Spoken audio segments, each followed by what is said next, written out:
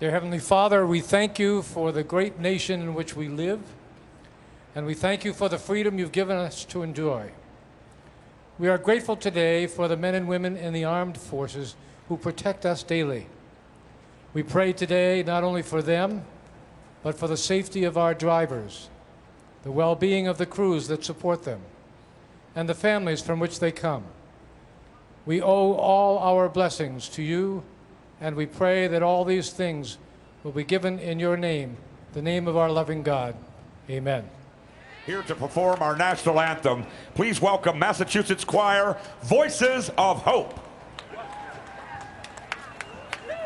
Oh, say, can you see by the dawn's early light what so proudly we hailed at the twilight's last gleaming, whose bright stripes and bright stars through the perilous fight o'er the ramparts we watched were so gallantly streaming, and the rocket's red glare, the bombs bursting in air, gave proof through the night that our flag was still there.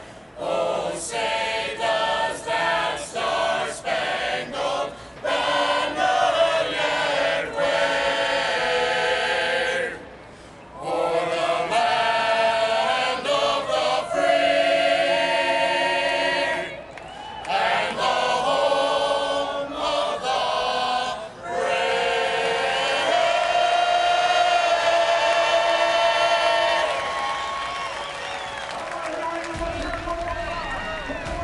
Just moments away now from the Command and Green Flag Racing from one of the flattest tracks on the circuit.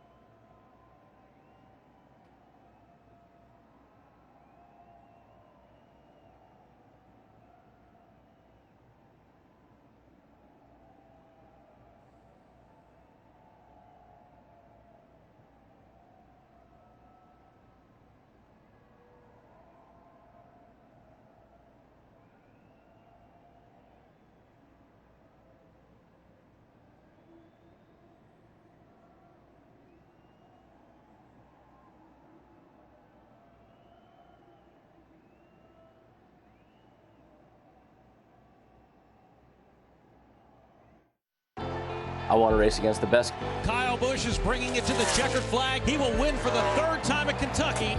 That's what people want to see, and I'm glad that we have the chance to do it every week. It's huge, to have those guys in the series and racing with us. When you're racing door to door with them, you feel like you've accomplished something big. Kyle Busch, a dominant run here today in New Hampshire. It's really cool to race against those guys. I think it's a really good thing for our careers. I just want to go out there and beat them and prove that I deserve to be here and deserve to be at the next level. When you beat them and you're able to outrun them, that makes victories and top 5s and top 10s feel that much sweeter. That is a really cool moment for me. Welcome to NASCAR Xfinity Series Racing on NBCSN. It's the Overton's 200. Take a look at the playoff standings. 16 races into the 2017 season. Only 3 Xfinity Series regulars have visited victory lane. William Byron 2 times. Justin Allgaier and Ryan Reed. 12 positions will advance into the playoffs to fight for a championship. Right now it's Brendan Gaughan and Ryan Sieg on either side of that cut line. For some of the storylines we're going to be following in today's race, let's go to pit road and Parker Kligerman. Well, it's been a tough season for Matt Tifft this year, as it is for many young drivers as they go into a new series. And a lot of times you need to find, what are you comfortable with? Well, for Matt and this race team this past week, they met and talked about that and discovered he wants a race car that is a bit tighter, not getting on the looser side. They're hoping that leads to him being able to run where he's starting in 4th, Kelly. Although he has yet to win this season, Elliott Sadler has been the season-long points leader following all but just 2 races this season. And although he told me New Hampshire is not his best racetrack, the goal is the same: collect as many of those season and playoff points as possible. Look for Elliott Sadler in this one car to try to take advantage of that sticky track surface early, Marty. Kelly, earlier this weekend, Ryan Preece, a 26-year-old from Berlin, Connecticut, told me this is the opportunity of a lifetime. Why? Because he's in a Joe Gibbs Racing Toyota, and he's worked here forever at New Hampshire trying to win. He got his first modified win just a couple of days ago. He'll try to do it in the Xfinity Series today. And time now, to crank the engines. Here to give the command to start engines for today's Overton's 200, please welcome your Grand Marshal, founder of Overton's, Parker Overton. New Hampshire, Overton says thank you. Now, drivers, start your engines.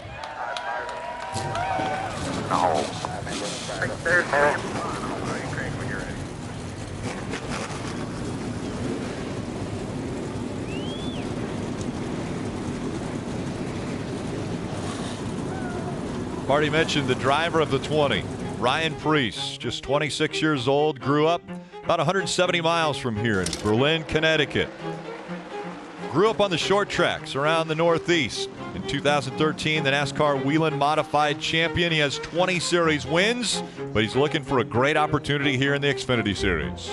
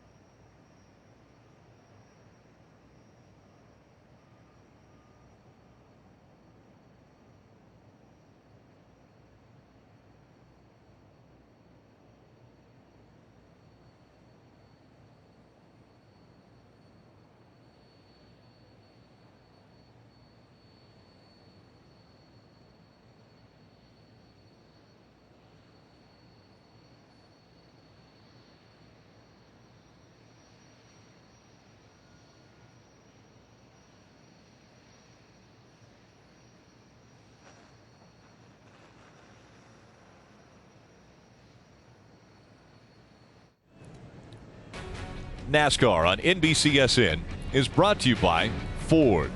Going further so you can. Credit One Bank, the official credit card of NASCAR. And by Lumber Liquidators. Hardwood floors for less.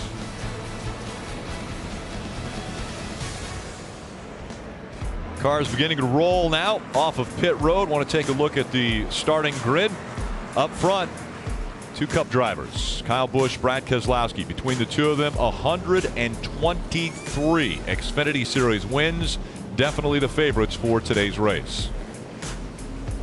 In row 2, we have Kyle Larson and Matt Tifft. Matt Tifft will have his first start here after missing last year's race with brain surgery.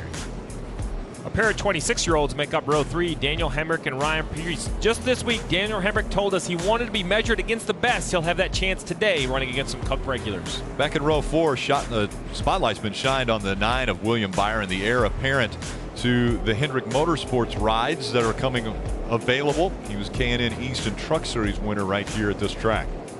In row 5, we have Brendan Poole starting next to Cole Custer. Cole Custer won a K&N race here at 15, a truck race at 16, hoping to get his first Xfinity race today. Justin Allgaier and Ty Dillon will make up row 6. Justin Allgaier, an Xfinity veteran, will start next to Ty Dillon, who's now a Cup rookie, running as many Xfinity races this year as possible for the experience. Back in row 7, that's Ben Kennedy driving the 2. He is the great-grandson of Bill France, the founder of NASCAR. In row 8, we have Dakota Armstrong having a really strong year and solidly in playoff contention, starting next to Brendan Gaughan.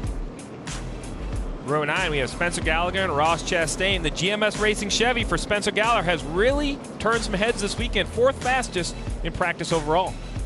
Back in row 10, a great story. Ryan Reed was diagnosed with type 1 diabetes, and he has brought his sponsor, Lilly Diabetes, on board for the Xfinity Series ride. We want to dial up Ryan Preece, see if we can chat with him before the green flag drops. Hey Ryan, it's Burton up in the NBCSN booth. You with us? Yep. Ryan, you have over 2,000 laps raced here. You won the modified race yesterday. Tell us how this Xfinity car is different than what you're accustomed to driving. Well, it's just a little bit heavier, a lot more roll speed, and a little bit more looking for all 4 tires and grip. It's a lot of fun. These JG boys, Chris Gabehart, heck of a guy, giving me a really good race car. Got to thank everybody that's given me this opportunity. Now it's time to take advantage of it. All right, it's going to be fun to watch. Good luck. Thank you. We have the opportunity to ride along with Ryan Preece. He has the Toyota in-car camera, and we'll start in the 6th position. We'll also ride along with Elliott Sadler. This 42-year-old Jeff, he's heard enough about these young guns. He'll start in row 4. William Byron in the 9 will carry the Chevrolet onboard camera. He'll be in the 4th position. He's won both in the K&N Series and the Truck Series here at New Hampshire. Yeah, we're lucky enough to be riding along with Brad Keselowski with the Ford Performance camera, hoping to gain some valuable experience today using this PJ1 material. Those are going to be great perspectives riding along with these cars, but we also have aerial coverage provided by our partners at Smithfield Foods. Looking down upon this mile track, we'll be able to see who takes advantage of the high line or the low line, especially on the restarts. And getting ready for the start.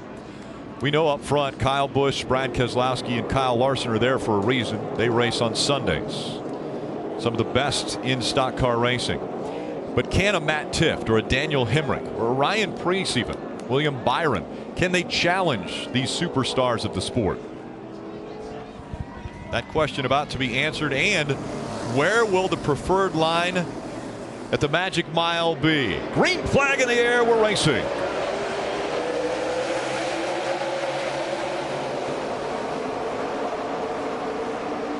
Sliding almost sideways. Early on was the 21. It's Daniel Hemrick trying to get a handle on that car. Brad Keselowski on that bottom lane. That's not something we're accustomed to seeing work. Normally you get stuck down on the bottom, you just get blown by. But with that PJ1 material on the bottom, he's hanging tough with Kyle Busch. And I think the key is what you just saw right there, not allowing the 18 to exit off the bottom, forcing him to exit in the 2nd or 3rd lane. Now single file. It'll be interesting to see what lane they choose. Kyle Larson's going to try that higher lane, then he diamonds it down, dives to the bottom of the racetrack, tries to tuck in behind the 22. We saw the 19 of Matt Tifft challenges. Now Brad Keselowski moves to the bottom of the track again, looking to the inside of the 18 for the race lead. And Kyle Busch moved way up the racetrack to try to get in that upper groove where that material has been laid down, also still side by side. A surging 22 of Keselowski making the bottom of the track work. Kyle Larson also trying to make it work. Kyle Busch loose on the outside. Here goes Keselowski. He'll take the lead away. Kyle Larson wasting no time, utilizing the bottom of the track as well. It's fair to say this application is Kyle Busch way loose. Steve, it's fair to say that putting this PJ1 material down has changed this racetrack. That's not something we've seen work in the past. Yeah, these race car drivers are going to have to do their best to forget all the old memories of this racetrack, all their old notes, as we see Junior Motorsports teammates Justin Allgaier there in the orange 7 passing William Byron on the top side. They're going to have to forget all those tendencies about where you need to run and how you need to enter. While it is the Magic Mile and it's the same flat 1 mile racetrack, the surface is very different. Daniel Hemrick trying to battle back after that poor start to the race, and he dropped back through the field, but now Keselowski out in front of Kyle Larson. We'll see if Larson's going to try a different line to get up beside him. What's so difficult right now for Brad in making a decision about where he wants to run, that upper groove, the 3rd groove, it has been the preferred lane in practice. But if you make it right now on cold tires that are new, that bottom lane may be better. So you can see right now the 22 is not in that upper groove, but as this race progresses, you're going to see them move up there, I think. But right now, if he goes there, it's a longer way around the racetrack, and that bottom groove with that material will beat him. So this is something that has changed. This is not what we've seen in the past at this racetrack. Big run by the 18 of Kyle Busch. He gets up to the left rear quarter panel of Kyle Larson, gets him a little bit loose, moves him up the track, and that's a great battle for second. And this is what I've been waiting to see. So Kyle Larson gives the bottom up completely, runs in on that top lane, but Jeff, instantly you see that Kyle Busch got through the middle of the corner pretty well, better than we've seen. Remember, that bottom lane, that adhesion has been widened since the last time the Xfinity cars were on the track in practice. It was 5 feet, now it's 10. I think it's making a difference. And remember, only 2 degrees of banking down there at the bottom of this racetrack. It progresses from 2 all the way up to 7 degrees. The initial start of the race is so difficult here. Low air pressure, riding along. Look how loose Daniel Hemrick was. That is low air pressure at New Hampshire. So difficult to get going. Battle for the lead. Here comes Kyle Busch once again. Look at the inside of Keselowski. We saw the 18 struggle with rear grip early on. That's normal on these cold tires. And the fear is that if it was loose early, perhaps it'll stay turning later into a run. But this track has already impressed me. We've seen more passes for the lead in the opening 8 laps at New Hampshire than I can remember. Marty. And guys, once the pressures came up, Kyle Busch was able to get back from 3rd to 1st. Now Brad Keselowski trying to get back there. The one thing Joey Meyer, the spotter for Brad Keselowski, was warning him was that, listen, the 18 is really making time going in lower into the corner. And now you see Brad trying that, and it seems like he's gaining ground. But no doubt, this VHT or PJ1 certainly making a difference here at New Hampshire, Jeff. Yes, it is making a difference. I keep waiting to see Kyle Larson jump up in that 3rd lane and try to make some ground up on these leaders, but these 2 leaders, they're battling tough. Once again, the 22 trying to get that 18 loose. Maybe Kyle Busch got up into the wall coming off the turn. And I love this shot right here. When you talk about passing, Jeff, it's not just beating the guy up the racetrack. It's how do you set it up. Right here, Brad rolls in, patient, back to the throttle and turning under the 18, but not enough to get next to him. Yeah, where he had the left sides on the very bottom of the racetrack, that's actually the apron. So right here, you see how much faster he is in the middle of the corner, but when he tries to turn, now his left sides, there's no banking right there, so he does not have that grip to be able to make the pass on the 18. And just how hard are these guys racing on, lap 9? Well, this is what Kyle Busch did as he came out of turn 2. So hard that he brushed the wall. He did. I don't think there's any major damage, though. Battle for the lead. And once again, Brad Keselowski moving to the inside now of the 18, trying to take that inside line away. He's got his left side tires on the apron.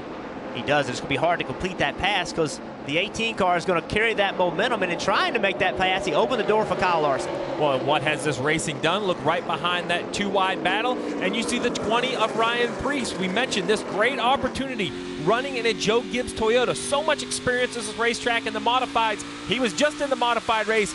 I can tell you that car didn't drive anything like this car. He's adapting quickly to this Xfinity car. But Ryan Preece at this racetrack is probably more accustomed to cars being this close to each other than these guys are, because in a modified, they put restrictor plates on them. They actually draft down the straightaway. So this is something that he's seen before. How about Ryan Preece looking at the inside of the 22?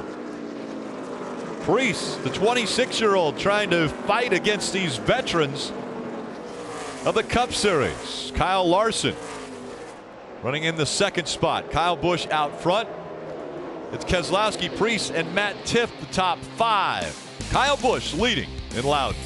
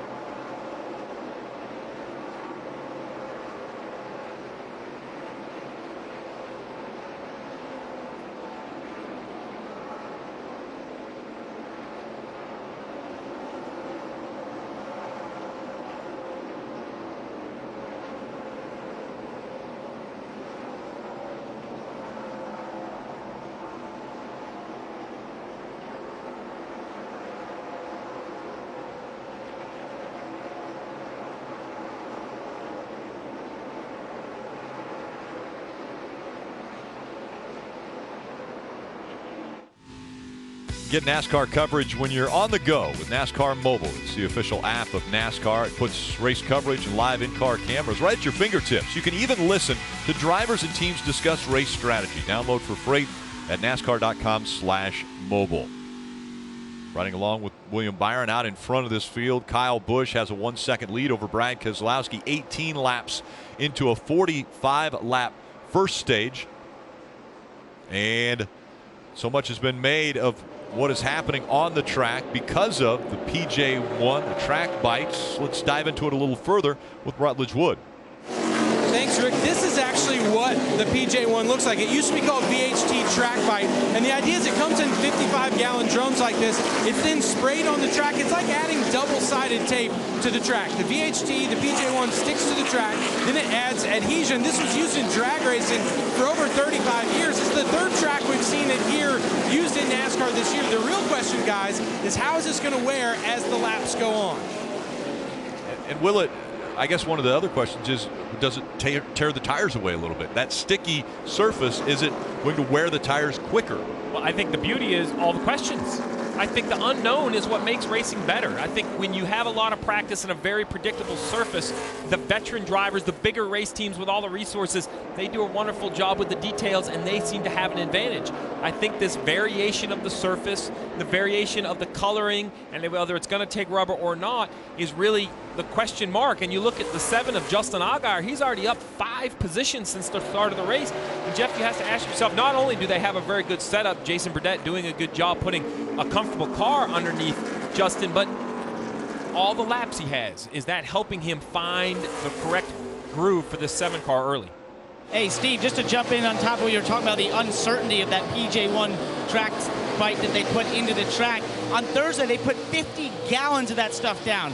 But then after talking to the drivers and wanting to add more to the bottom, they put 30 gallons down last night. And so this has been a collaborative effort between the track, NASCAR, and the drivers to find out where they want to put this on the racetrack and how much. And that's why we've ended up with these multi-groove racing that we're seeing, or really seeing that bottom come alive after the drivers asked NASCAR and asked the track to put more of it down on that bottom lane. So Parker, the question is, as a young driver, what is their approach? You know, Jeff and I have had this discussion, and we've heard the veteran drivers on the Cup side, but these younger drivers on the Xfinity side, are they leaning on teammates? Are they going back to videos? You know, this is completely an unknown surface.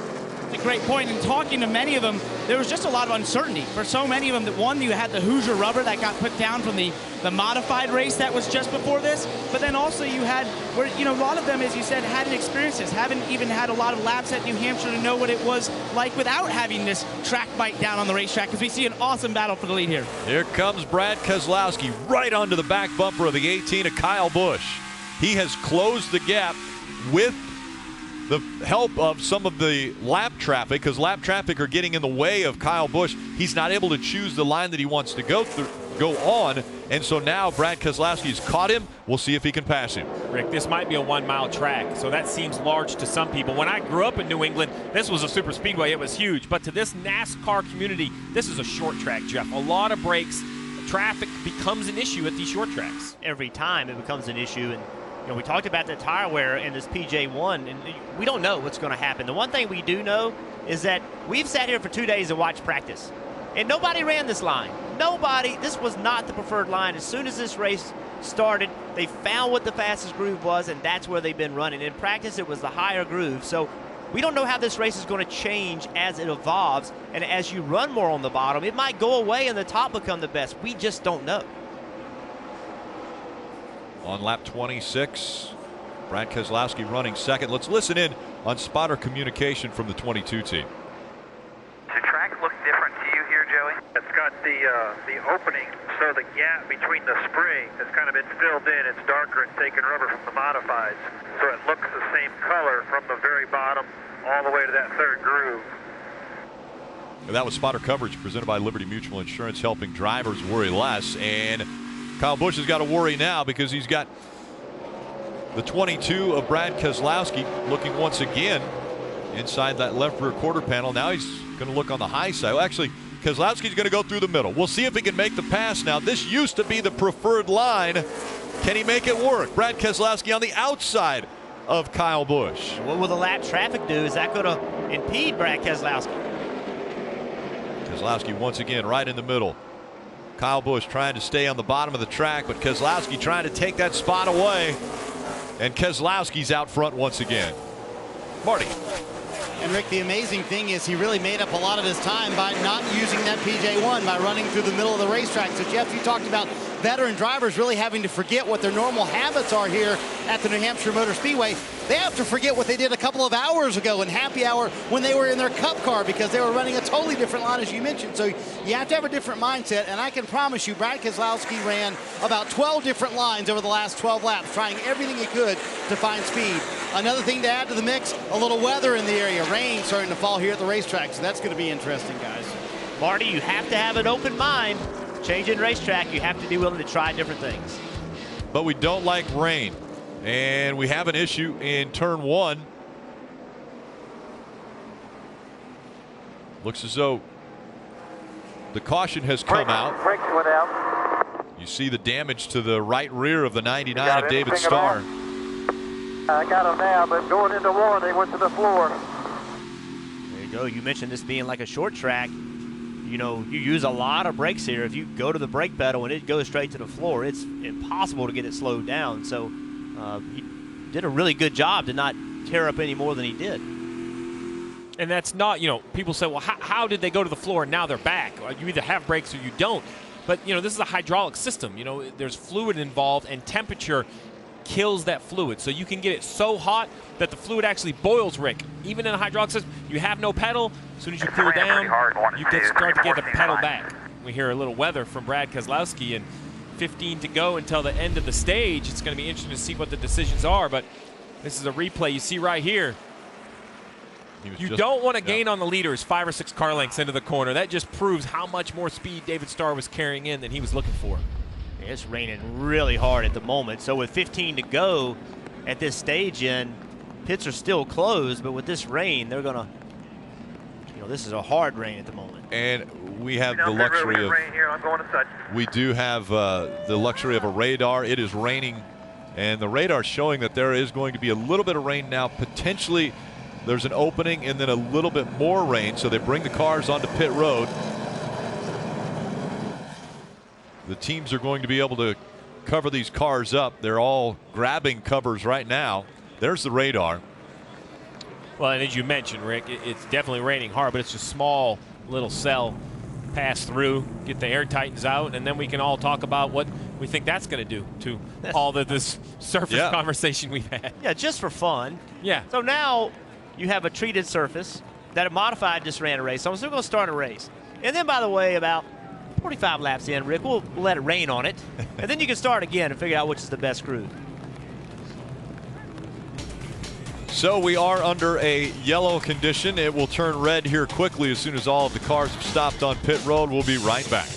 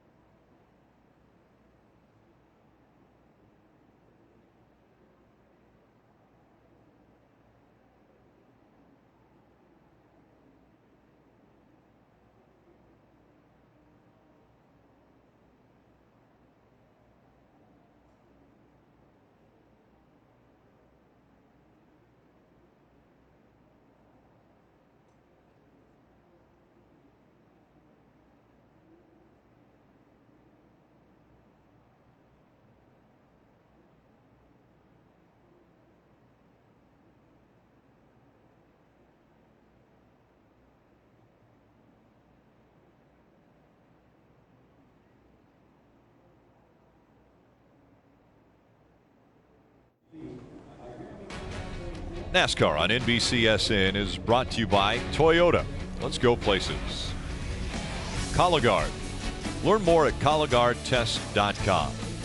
And by Credit One Bank, the official credit card of NASCAR. Rain shower passing through the Loudon, New Hampshire area. Brennan Poole already out of his car. The drivers have climbed out of the cars. A red flag condition. For the third straight week, the Xfinity Series race has been affected by rain. That wasn't the pep talk I was looking for, Rick.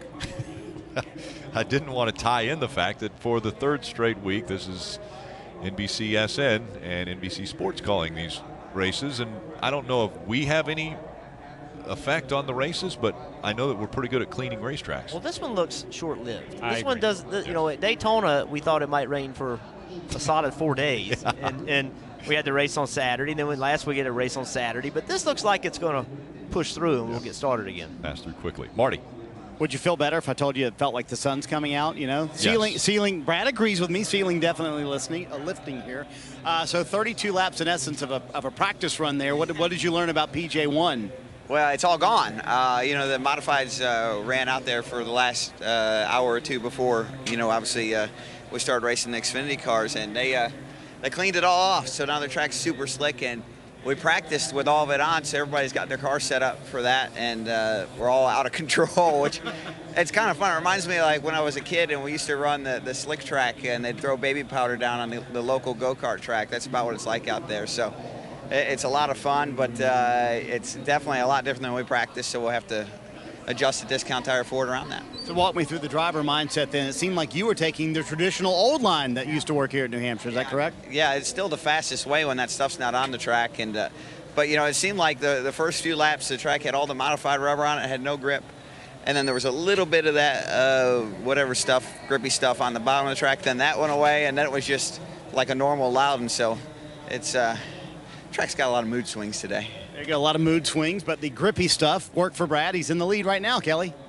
Happy to report we don't even need an umbrella anymore. Daniel Hemrick started 5th, dropped back a handful of positions. We just heard Brad Keselowski say the track was really slippery, even called it moody. What did you experience behind the 21? Yeah, moody's a good way to explain that. Good job there, Brad. And it's definitely a change. It seems like one corner you feel like your balance shifts to the loose side, and then the next corner you'll slide the front tire. So I think it's a combination of what we're going through with weather right now, and with the modifieds, just getting out the racetrack and running 100 laps. So we just took off a little bit too tight with our Blue Gate Bank Chevy. I can't really release the brake pedal like I need to carry the center roll speed like you got to be able to do to go up and contend. So lucky it's early. At least the rain stopped. Hopefully we can get the racetrack dry and the fans stick with us, and we can go back racing and make our car a little better so we can go racing. Well, talk about that start. Just lap 1, we saw you get pretty loose. So what was going through your mind at that point? Yeah, it was pretty evil. It's my first time seeing it. I know what it felt like. The 9 had a big run there, and track positions, everything. So you try to guard all you can get, and just had a lot of rear brake, and the brake packages are so good on these cars that when the tires don't have the grip in them and you take off and the brake package is so good that I actually got a lot of rear brake lockup on entry to 1. So definitely not ideal by any means, but luckily we dodged a bullet, and hopefully we can come down pit road to work on the same when we came. All right, Daniel Hemrick will restart this one 10th. Parker? Well, with Matt Tifft right here, started 4th, fell back to 5th, but it seemed like you could keep up with the cars in front of you a little bit, or at least you're learning from them. And actually, our Steve Letarte was wondering, for a young driver, experiencing what we saw there where they were moving all over the racetrack, using different lanes, what were you thinking and what were you trying to do while you're watching them? It's been crazy so far. This morning we qualified, and we had the grip up top, but that seems to be all but gone right now. So we had a little bit on the bottom, so it seemed like everybody was kind of running through that, and it seemed like about lap 15 or 20 that was gone too. So at this point we're back to traditional New Hampshire. So it's a lot to adjust for, because obviously your balance was set up for what we had yesterday in cloudy and cold conditions, and now with the grip up top, and now that's all gone. So we'll have to plan out here with my crew chief and see what we're going to change at the first stage. But it's been decent so far. Just need to get our surface sunscreen and Camry rotating just a little bit better in the center. I feel like we're getting a little bit beat there. So we'll go work on that and hopefully stay up in top 5 the rest of the day. Well, with how much uncertainty there is, now we add rain into the factor here. How do you hack this racetrack now as we get back going here? How do you go out there and say, okay, we saw the bottom line was working, I've made some changes, my crew chief, now I know I want to do this? Yeah, the biggest thing is you just have to watch out for changing conditions. Obviously, it's going to be a green racetrack now, so it's just so many things change, but the biggest thing is you just have to keep putting yourself in good situations and focus on drive off. No matter what, drive off is good here, so if you can do that better than the next guy, you're going to be able to get a good run on him, so hopefully we can keep that up. But like I said, it's going to keep changing, and I don't know where it's going to all end up at the end of the day, but we've got a good car so far, so we just got to keep being smart. Chris Osborne, my spotter, is doing a great job keeping me updated where everybody's running, so hopefully we'll keep on going where we're at. Bit of a guessing game down here, guys. Thank you, Parker. 7 Air Titans, 6 Jets working to dry this magic mile. And maybe Rutledge Wood can help out. Oh, never mind. He's actually ordering food. Yeah, I think I'm going to have a lobster.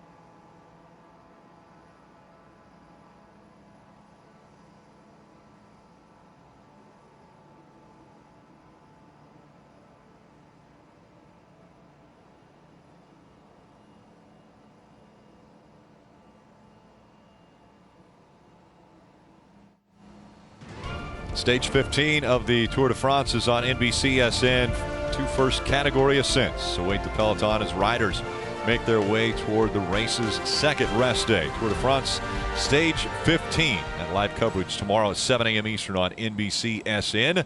Track drying looking very good. As I mentioned, Rutledge Wood was going to try to help out, but he is stuck, I believe, ordering food now, Rut? Rick, I'd like to think this is helping too. You know, we got to keep our energy up. You know, I figured since the rain was coming, I ran over here from pit road into the coach lot where I found the poutine truck. This is a truck for Maine, 2017 Maine food truck of the year. Can I try the lobster poutine? Is that what you got ready for me? That's what I would make for you. Look at this. Oh, you guys, come on. Steve Latot, eat your heart out. I know you're from Maine. There's so many people down here from Canada. It makes total sense that they would have poutine. You know, classically, that would be like a gravy and cheese curd with the fries. But here today, we're going to try it with the lobster. Now, Rick, when you said I'm not helping, look at that. If we had smell-o-vision right now, I'm just going to get a little bite of lobster, a little bit of that good gravy, and some French fry. Oh, man. Hey, Rut, where again are you from? I'm catching a little accent. Oh, you really? I didn't even notice. No, I'm actually from Alabama. Oh, really? Okay. Yeah, I rode up here on my scooter. Let me give you a little hint. They know how to make French fries up here, because you know how you make them better? You put a little cheese gravy on them. Rut, that's the whole ticket. If that's what Canada tastes like, I love the entire place, for the record. Wow, that's amazing. That's why you guys are food truck of the year. Boys, if you want, I could save you some, but Rick, you're going to have to admit this is helping. I agree, and it would help if you'd bring it up to the booth. That lobster's amazing. Well done, my friend. Well done. This thing's wicked, Rick. Wicked. Wicked. Well, unfortunately, it's not the only wicked thing here in New Hampshire, because the racetrack's been a touch wicked to start this race. Absolutely. That's different terminology, though. Just Good, to clear that up. good progress here, though. The Air Titans and Jet Dryer's doing a great job. You know, you started to take these things for granted. I mean, look at the water that this is moving, but also look at the debris that it's moving. You have to wonder the effect on that PJ1 material. Does that pull that PJ1 up? What is the effect of the racetrack? So once again, we keep talking about changing conditions and unknowns. In an effort to get the racetrack dry, which they have to do, it's going to pull up some of that PJ1. So something else for the drivers have to adapt to, as well as the crew chiefs. Let's hear from drivers. Let's go to Kelly. And one of the veterans who's been here, I think maybe this is your 14th trip to New Hampshire here in these Xfinity Series cars. You were watching the track drying. What do you think is going to be on hand here when you guys go back green? Well, I just hope to get it, dry so we can get back racing. It was the track's definitely changing some from where we had it yesterday for practice with the modified race, and the VHT stuff kind of wearing out a little bit. So we got a really good car. We just got messed up on the start there. I thought Hemrick was going to lose it on the bottom, so we all kind of checked up and lost some spots, and we got to try to gain some of that track position back. But all in all, a one-main financial Chevy was actually making, there at the end, we were making really good runs and kind of catching the guys in front of us. So I think we got a good long-run car. We just got to work on our restart speed a little bit and maybe be in the right line, and we should be okay. Yeah, you worked your way back up to 8th, but talk about those lines. Are you seeing guys running lines that we're not used to seeing it here? Yeah, and that's what's cool about it this weekend. I'm so glad. I mean, my hat's off to those guys for trying that. We're seeing lines run by drivers that we usually don't see here. Usually everybody runs the same exact line. We're seeing drivers trying to move around, find some different lanes to run in and try to create some speed. And at the end of the day, that'll create some really good passing, I think, and some really good racing. So, again, we're really happy with our car. We're going to make a few adjustments to it here when we make this pit stop and go from there. I saw your friend Rutledge Wood getting some poutine. You want him to bring you some? No. What was that? Was that lobster ice cream, or what was that? Lobster poutine, like fries with lobster. No, I'm good. Let Rutledge have a field day. Look, see right there. He's so happy eating. He's doing so good. I love you. That's my main man. Rutledge and I go way back. So you go right at that, buddy. Think of me, but eat that. I'll stay here. I'll stay here where I'm at. Some guys get to have all the fun, though. All right. Thank you, Elliot. Thank you, guys. Marty? Ryan Preece is from Connecticut. You probably had some poutine before, haven't you? And poutine with lobster, though, that's a little different, isn't it? Yeah, it's a little bit different. They all got it out there in S5, the camper lot, but this is really cool. We have a really good race car. We were having a good run there, just learning all the different adjustments and talking to Chris, trying to get our car ready for the second run and the final run. So making a lot of gains. Got to thank my sponsors first off: Mohawk Construction, Mohawk Northeast, Falmouth Ready Mix, Mizzy Construction. Everybody that really helps this short track guy get an opportunity to run a car like this. Let's talk about that opportunity. If you had to describe The opportunity that's before you this weekend and Iowa in a couple of weeks, how would you describe that? Once in a lifetime? It's that opportunity that, to be honest with you, that every short track driver dreams of. We all say if we get that one opportunity, you know, we'd get it done. Well, these are my opportunity, and I look at it as I also have a second chance going to Iowa. So just really excited to be here, racing with Joe Gibbs Racing, having Toyota be on board with me. And I almost forgot 2 sponsors also, Wildco and GMI Asphalt. Got to thank them. Like I said, everybody that helped get me here. You got to get them all in because they helped you get here, as you mentioned. All right, let's talk about the modified race. You won yesterday, second today, but you had to move Ryan Newman to win that All-Star race. Yeah, we had a really good run. Ryan's been a great guy with me, and we're battling here pretty much for about 75, 80 laps, and the car really just changed on us. So it was good, a first, a second. I'm just hoping to keep that string going here today. And finally for you, winning at New Hampshire, and this was earlier today, the one that's coming up here where you wound up finishing second. The win, though, for you to finally get at New Hampshire. You'd been trying 10 years to get a win here at New Hampshire. Yeah, you don't even want to remind me. At least I got one yesterday. Burned the right front off too early, trying to hold off the 2 and Ryan Newman. Learning things. You know, I probably shouldn't have made an adjustment before the race to free it up some, but just goes in the notebook, and we'll make it better for next year. And you can watch those races on NBCSN, by the way. Hey, when you get your first shot with Joe Gibbs Racing, you got to bring the entire family here, and he's brought the whole family, sponsors and everybody here to watch Ryan. That adds a little pressure, doesn't it? Just a little bit. Just a little bit. My wife is here, mom's here, all the sponsors and family as well, Parker. Sounds like fun over there. Hey, well, we were just admiring what Rutledge was eating. Would you want to eat some of that lobster poutine? Man, I probably would like to. The trainer back home, the nutritionist, would probably give me a hard time. I don't think that's on the diet program, but it looked good. And you actually we'll go back to racing a little bit here. You know, enough with food. Thanks, Rutledge. Let's talk about your race car. You went from game 5 spots up to 14th. You were making passes out there. You saw what the leaders were doing on the bottom, but you were using some different lanes. Yeah, we were tight. I felt like we were a lot better if we could run the top and then kind of diamond it down to the bottom there. But overall, I think our Lily Diabetes Ford Mustang's not too bad. Would rather be out there rather than watching the Air Titans on my Xfinity X1 app, because I feel like the rain's been following us around the last few weeks. But I think overall, our race car wasn't too good in short run and qualifying trim, but I knew it'd race good. I think in the first 30 laps, we've shown that we have some long run speed. So need an adjustment or two, and we'll be right there. Hey, guys, before this interview, he told me he didn't want to use the word and it didn't happen. Good job. And Rut, don't use the word Parker, I tried to get over here quick to offer Elliott some poutine, but his concern is apparently getting back in the car with a belly full of poutine. I am not eating whatever you have in that at all. It's so good. But look, I've known you a long time, and we've been good friends a long time. Friends don't let friends have hair like that. What is this? What are you talking about? What is the flip thing? Your side skirt is illegal right now. It's sticking way too far out. Is it? It must be the temperature. I wanted to grow my hair like Steve. Because, I mean, Letarte looks cool with his hair, right? He does, but he wings his back. Maybe he has more ointment on his. Maybe you need more ointment. And maybe Rutledge, yeah, that. He wears a hat also. The also. side wing thing you got going there is not, it's not happening for Can I you. just borrow your hat? Let me just borrow your hat. Of course, you can borrow my hat. See, it's not, guys, it's really not so bad. Now it's a lot better. You know what they say in New Hampshire when it gets humid like this? What? It's muggy. It is muggy, but it's good. Maybe it'll help dry the track out.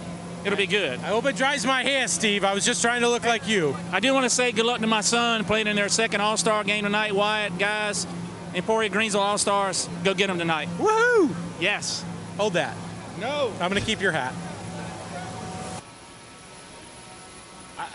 Listen. You got drug into that. I would like to say that I was politely sitting on the sidelines. I had no comment about Rutledge's hair. But when Elliott picked on it, Rutledge wanted to drag me into it. I think that it's really unfair to compare Rutledge's hair to mine. Because? I'm thankful that because we're mine not looks gonna go good down compared that to road. his. Well, even mine looks good compared to his. It's hair products are not going to be discussed. We've talked a lot about PJ1. What will the Air Titans do to PJ1 and Track Bite as they continue to dry this track and clean the debris and the rubber off?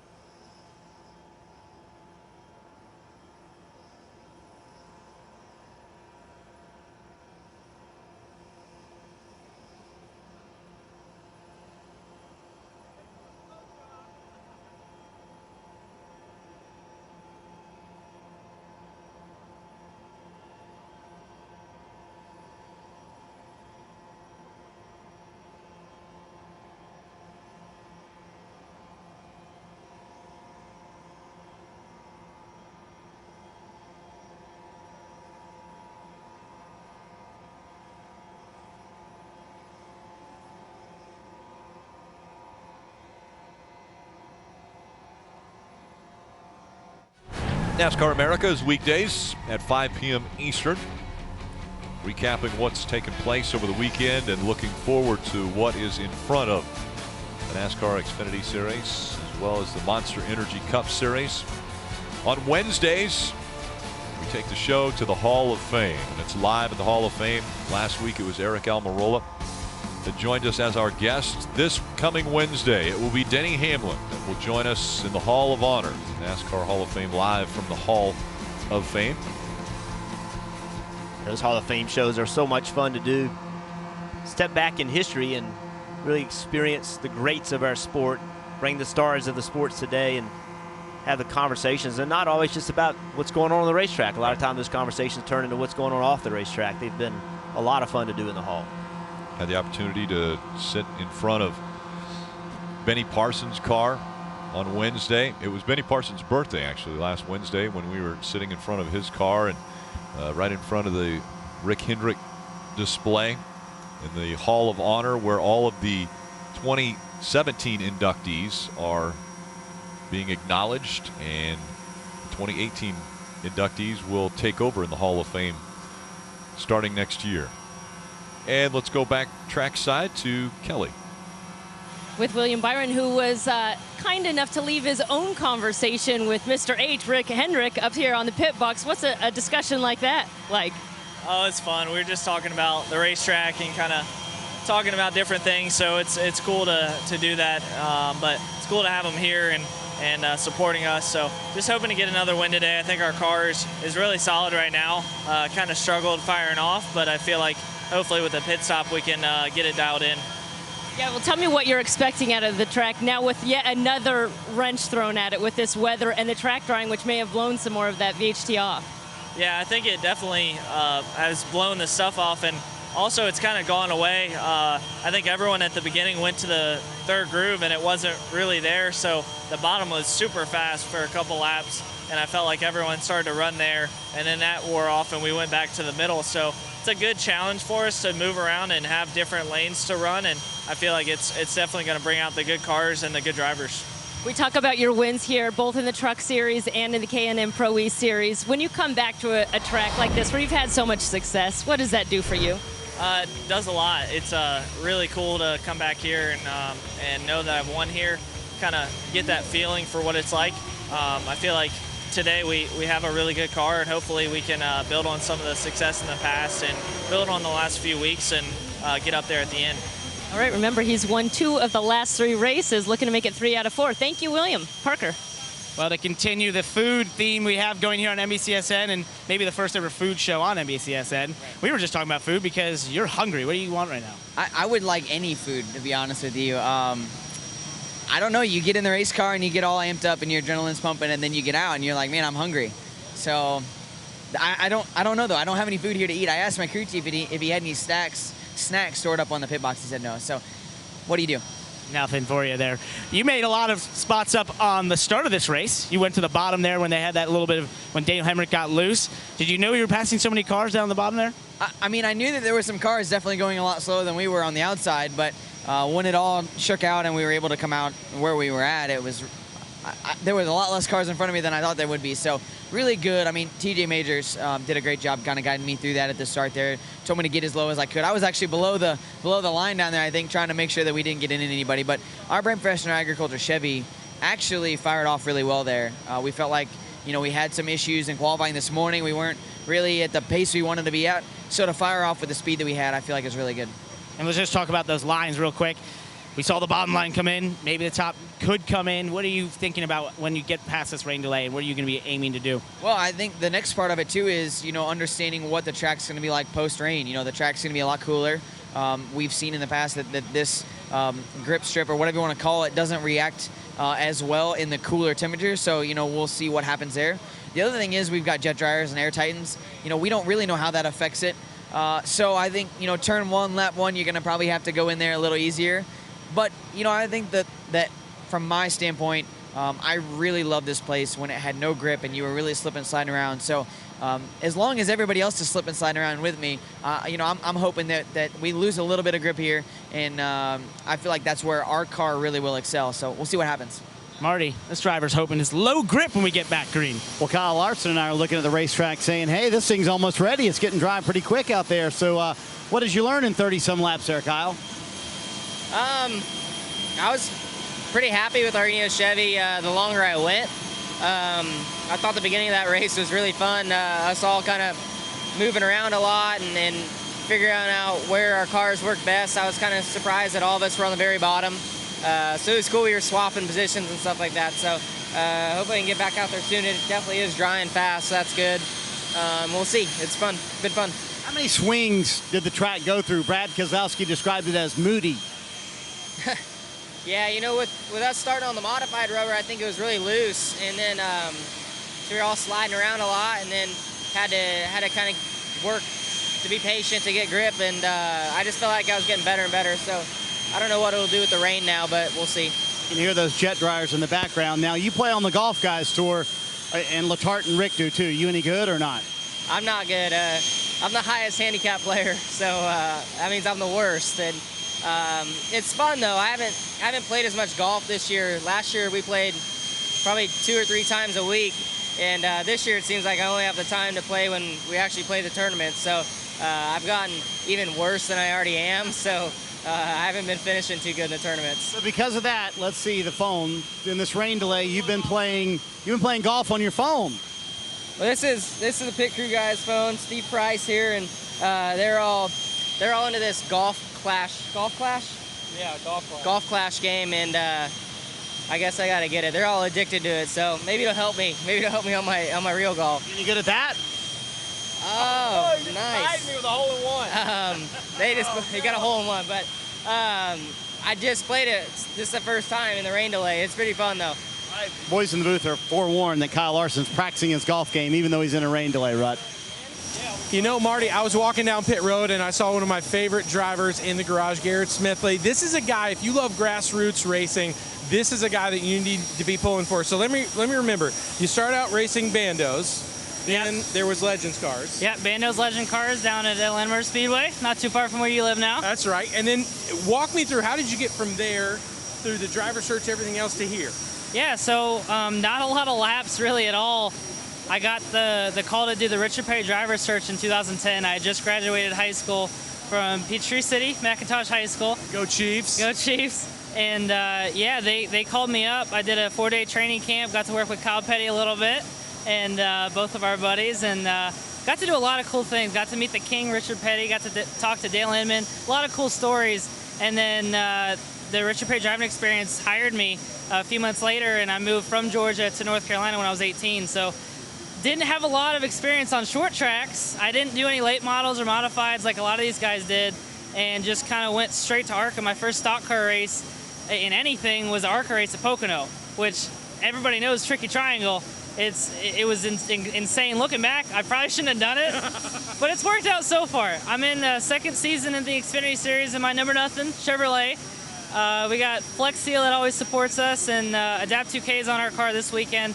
And actually, next weekend I got something really cool. I haven't really announced it, but I guess I'll announce right here. Please do. We've got Indiana Fame coming on board for the Indianapolis Motor Speedway race, and that's really cool for us. It's a organization that works on, it's an AMT program that helps kids get into manufacturing. So really cool way to kind of get your school paid for and kind of have a career. It's cool. And it's so cool to see you hear the stuff you've been through. We've talked all day about the track bite from PJ1. Do you think if we just put some like Flex Seal in the turns, that would have done the same thing? You know, I was talking about Crew Chief earlier, and I think that might do the trick. If we just kind of Flex Seal the whole track, then I think we'd have some grip. I think it would work out. Parker, I've seen him cut a boat in half and put it back together. It's worth a shot, buddy. Stuff definitely works. We can maybe cover the track, but we're not going to want to eat it like Justin's going to want to eat this. We got a present from some keen viewers, the media center, Kevin Scott here. What did you guys heard and brought him a little snack? Yeah, we were watching the interview, and Kristen's mom from the media center said, why don't you bring that out to him? So here we am. And what is this? What is this, Jess? What do you have here? I got a classic Wicked Whoopie. I'm not exactly sure what it is, but it's chocolate, and you can't go wrong with chocolate. So I'm gonna definitely partake in a little. Definitely eat it. Yeah, absolutely. Let's find out right here live on NBCSN. What does the classic Wicked Whoopie taste like? I don't know. It looks pretty impressive here. Isn't that a moon pie? It'll be wicked. Wicked. No, it's a wicked It's whoopee. wicked good for sure. It's at a wicked fast racetrack. It's wicked good. It is, and they say TV advertising works. This is proof right here that literally 2 minutes ago I asked for food, and ask and you shall receive. So I got food. So we're making dreams happen on NBCSN. That's right. I'm gonna eat the whole thing. This thing's really good. We're gonna keep him eating down here. And New Hampshire also takes care of their drivers, of course, guys. Rick, we're going to have to give you a Northeastern food lesson. That is not a moon pie. That is a whoopie pie. Well, of course it is. Failing grade. And normally rain at a track isn't that much fun, but it is for little girls if they want to jump in the puddles.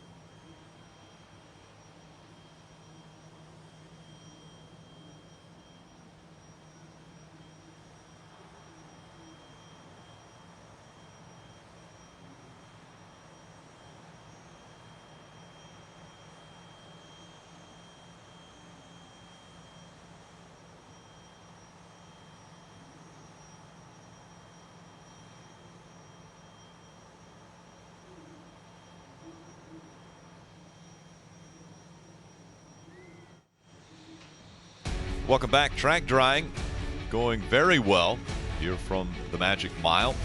And while we have a break in the action, want to dive in and take a look at the Pit Crew All-Stars. Steve, you've been championing this cause for quite some time. Yeah, it's a great project. It allows us to focus on crew members inside the garage area, to focus on their performance, on their peers, what they do within the garage, maybe within their community, perseverance. Everyone has a great story about how they've persevered either personally or professionally to find a job in NASCAR. And this week our 4 choices: Landon Walker, the gas man for the 5 Cup car of Casey Kane; Ryan Flores, front tire changer / race car driver, a little bit of a sprint car driver for the 21 Cup of Ryan Blaney; Alan Steele, the front tire carrier on Chris Buescher's number 37; and Caitlin Supin, the lead engineer on the 48 Xfinity team. It's just a perfect example of 4 crew members that all have different stories but all contribute to the success of their race team.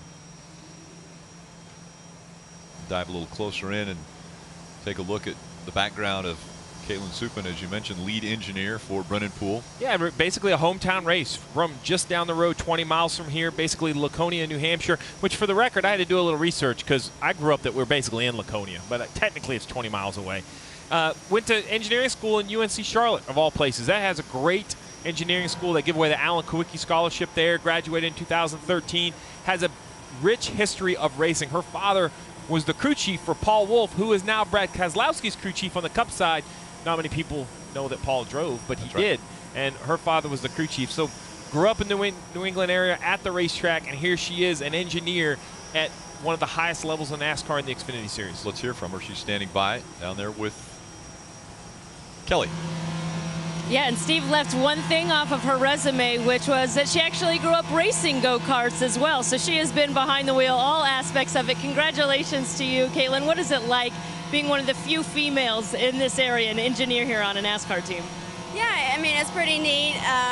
You know, it's cool to come back to my hometown, you know, and represent the women, I guess. But I don't like to think of myself as any different, you know, from the rest of the guys out here. Well, you told me yesterday just accomplishing a goal like this, to work at the highest level of motorsport, you got to feel good about that. Yeah, of course. You know, like I said yesterday, you drive by here as a kid and, you know, think about racing here. So to come back and, you know, be inside and work, you know, it's a dream come true.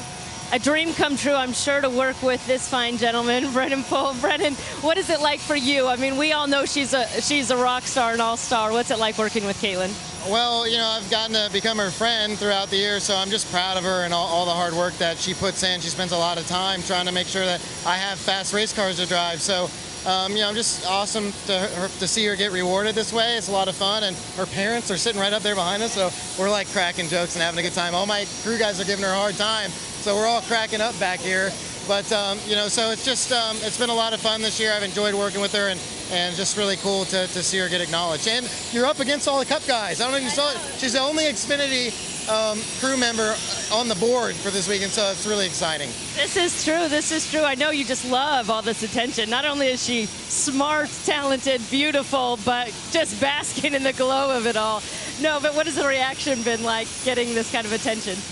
Yeah, the guys have definitely been giving me a hard time all weekend, hanging the T-shirt up around, you know, in the garage and off the tailgate. So we're having fun with it. It's pretty cool. All right, we are going to get back to racing at one point, so let's get to that before we let you go, Brendan. What do you expect when you get back out there? How's the 48 been handling? Well, the start of the race, it was pretty wild. I think because the Hoosier rubber from the modifieds were on the track, and we were all over the place trying to figure out where we needed to be. Once we kind of got that worn off, I think we all kind of figured out where we were at. And, you know, my race car is just a little bit tight in the center right now. Just kind of built a little bit tighter through the run. So, you know, we'll make an adjustment at the end of this stage and get a little bit better and keep charging towards the front. You know, we're not far off. We just need a little bit to get up there and mix it up with those guys.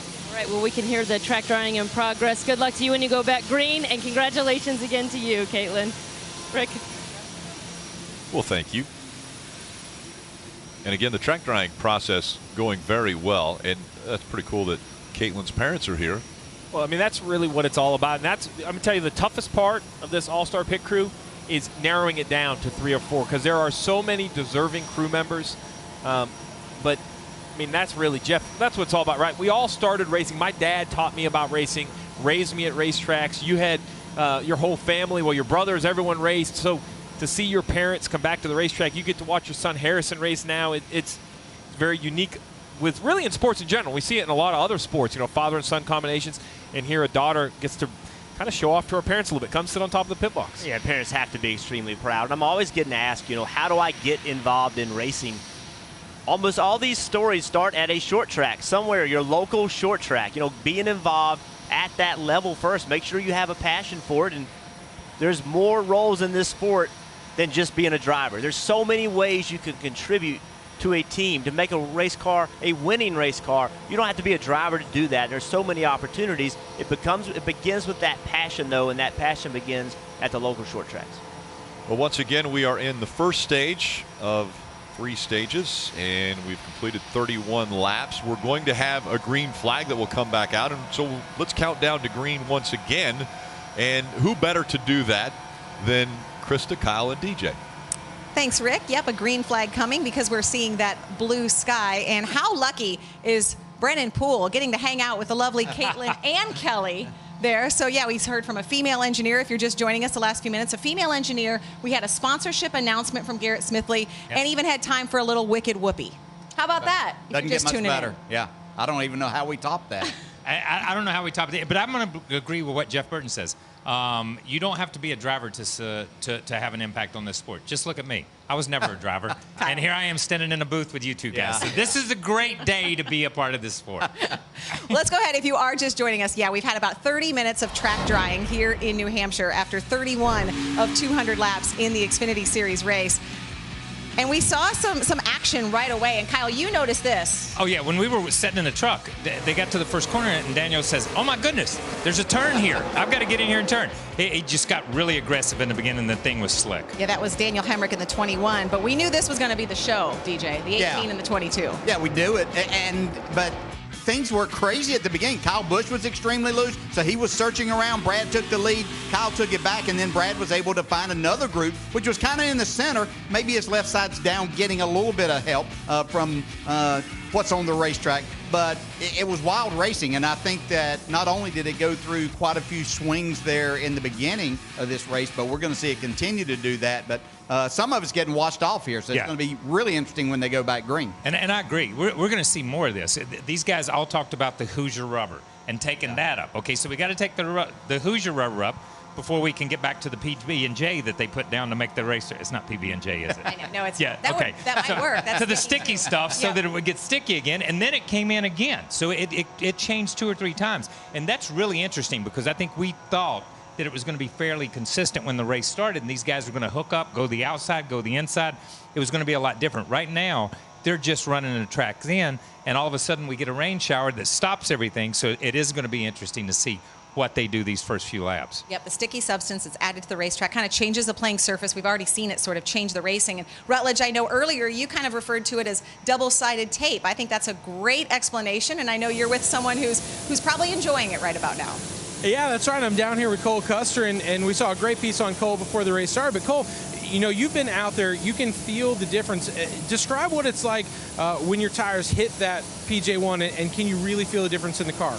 Yeah, for sure. It's just a bunch of grip. It seems like it's kind of wore out a little bit on the top a little bit. Can't really see it too good anymore, but it's definitely you hit it and you just, you know, you'll pick up a couple tenths. So it's there's still some on the bottom, a good amount, so that'll help us a little bit. But we'll have to come in and work on our car a little bit. We need to get our Haas Automation Mustang turning a little bit better, but I think we'll be able to take a big swing at it here, and we'll get up there. In that time you spent with our cameras, we saw this really cool thing in your relationship with Tony Stewart. What does a guy like Tony mean to someone like you? It's everything, you know. Just having a guy that proven in our sport and everything, that much of a role model in our sport in your corner. That's definitely a huge thing to have, and he's given me tons of great advice. So it's been great so far this year. We just need to hopefully we can get our car a little bit better today, and we'll be fighting for a win. Is there any truth to the rumor that you got your name Cole from the movie Days of Thunder with Cole Trickle? No, everybody asks that, but it's not true. I think they just picked it randomly from a book, but that's about it. And can you name the driver who, after that movie came out, was in the mellow yellow car? In the movie? No, in real life he had beautiful hair like Yanni. Oh, that's all Kyle Petty. I know that. That's all Kyle Petty. That's right. Cole Custer knows this stuff down here, guys. You know, I got to say it, Rut. Get out of the car, Cole. We're going Days of Thunder. That's good. That's good. You know, Cole's hair looks a little bit like Rutledge since we're on the hair thing right there. Which does not speak highly of Cole. Which does not speak highly. Well played. It is sort of, I have noticed, it is sort of fresh haircut week because we see Cole Custer there, and I think it was it Daniel Hemrick? Or no, William Byron. Seemed like he had his haircut. I mean, it just shows you we're paying attention. The things we talk about in rain delay. Let's just go to the beauty shop. So Cole Custer running 12th, and we talked about this in the pre-race show that very good here. He's never had an Xfinity start here, but he won in the trucks in his first start here at New Hampshire in that, and in the K&N Series was 15 and 16 when he won those races. Yeah, very young, very talented, and thankfully he drives better than Rutledge, so that's got that much going for him. But he is very talented. He's fun to watch, and you could tell right there he understood what he needed in his race car too. That they were tight. They need to make a big swing at it. This wasn't something that, okay, on a scale of 1 to 10, you know, I'm just a 3 or 4 tight. He understands that they need to make a pretty big swing, but he has to be careful with a big swing. I'm sure the crew chief's telling him, say, hey, we might want to see what the racetrack's doing here. The problem is this is a very short race. You don't get many chances to get on pit road and make an adjustment. We love seeing that. Blue sky, sunshine peeking through. The track drying began about 4:40, so we're well underway, and we'll get you back to racing as soon as that racetrack is ready. In the meantime, the fans here, they're not just having a good time, they're having a wicked good time, because that's how you have to say it when you're here in New Hampshire. Rutledge digs a little deeper into the accents here in New England. You know, growing up in the South, I've heard a lot of funny terms for lots of different things. And here in New England, people definitely speak differently than they do in the South. Like in the South, we would call these wagons. Up here, they call them cots, which is really like saying carts. But today, I'm going to get to the source. I'm going to find out as many new terms for things in the Northeast that I can. I'm going to go get on my golf cart. All right, so we don't have water fountains. We have bubblers. A bubbler? A bubbler. Bubbler. B-U-B-L-A, bubbler. Because you can't use the R in the English language in the Northeast. Help me out. In New England, what would you guys call this? Scooter. This is a scooter. Is there something in food called a Jimmy? What's a Jimmy? It's a chocolate Jimmy that you put on ice cream. Little look like little ants. Like little sprinkles? Yeah. Sprinkles. Oh. Those are Jimmy's. Those are Jimmy's. Those are Jimmy's. Where are you from? I am originally from Saugus, Massachusetts. We moved there into Peabody. Is that like, if I saw it, would I think on a map this town's called Peabody? Peabody, yes. And how do you guys say it? Peabody. My problem was the lunch and the dinner thing. What do you mean? Up here, we call it dinner and supper. Lunch is dinner up here. Correct. And then in the South, Yeah, what and is then called lunch, dinner yeah. is supper. Correct. So it's like, let's go have some dinner. And no, it's lunchtime. What does your shirt say? Wicked freaking awesome. So wicked is the New England term for really good. Okay. And then we have pissa, which you probably can't say. We can say pissa. All right, so wicked pissa. Wicked pissa is beyond incredible. When I drove by, you made fun of my what? Golf cart. What's wrong with it? Well, Mike Helton's got a nicer one. There he goes right now. That thing's wicked. I love your cat. It looks great. I love it when a guy from Georgia sort of translates for New England. Yeah, exactly. Who had the accent there? I don't know. I don't know whether it was Rutledge or those guys. There you see, you go wicked fast. Wicked fast here in New Hampshire, Yes. but we have great news because drivers are being called to their cars, so we're going to get you back to racing very soon here in New Hampshire. We are 31 laps in to a 200-lap race, still in stage 1. 45 laps will complete that first stage. There you see Brendan Gaughan, driver of the number 62, and his crew chief, Shane Wilson. This is always good news when we see the activity sort of come back to life here. You know what's good news today is because it appears to me that we are actually going to get an Xfinity race run on the day that is supposed to be a run now that we're on NBC, because so far at Daytona we haven't, and at Kentucky we haven't, but you see these guys hustling back to their cars, getting their stuff ready, and it looks like it's going to be a great afternoon. Justin's running pretty fast, even though he had that Wicked fast. wicked fast. I know that's not the proper I know. accent Yeah, with that, but I'm Southern all the way through, so we don't even want to try. And we do know you at home have already turned this into a drinking game every time we say a word. So I've not said it. I am not saying it. I promise. really? No. I don't have the accent to say it. Listen to me.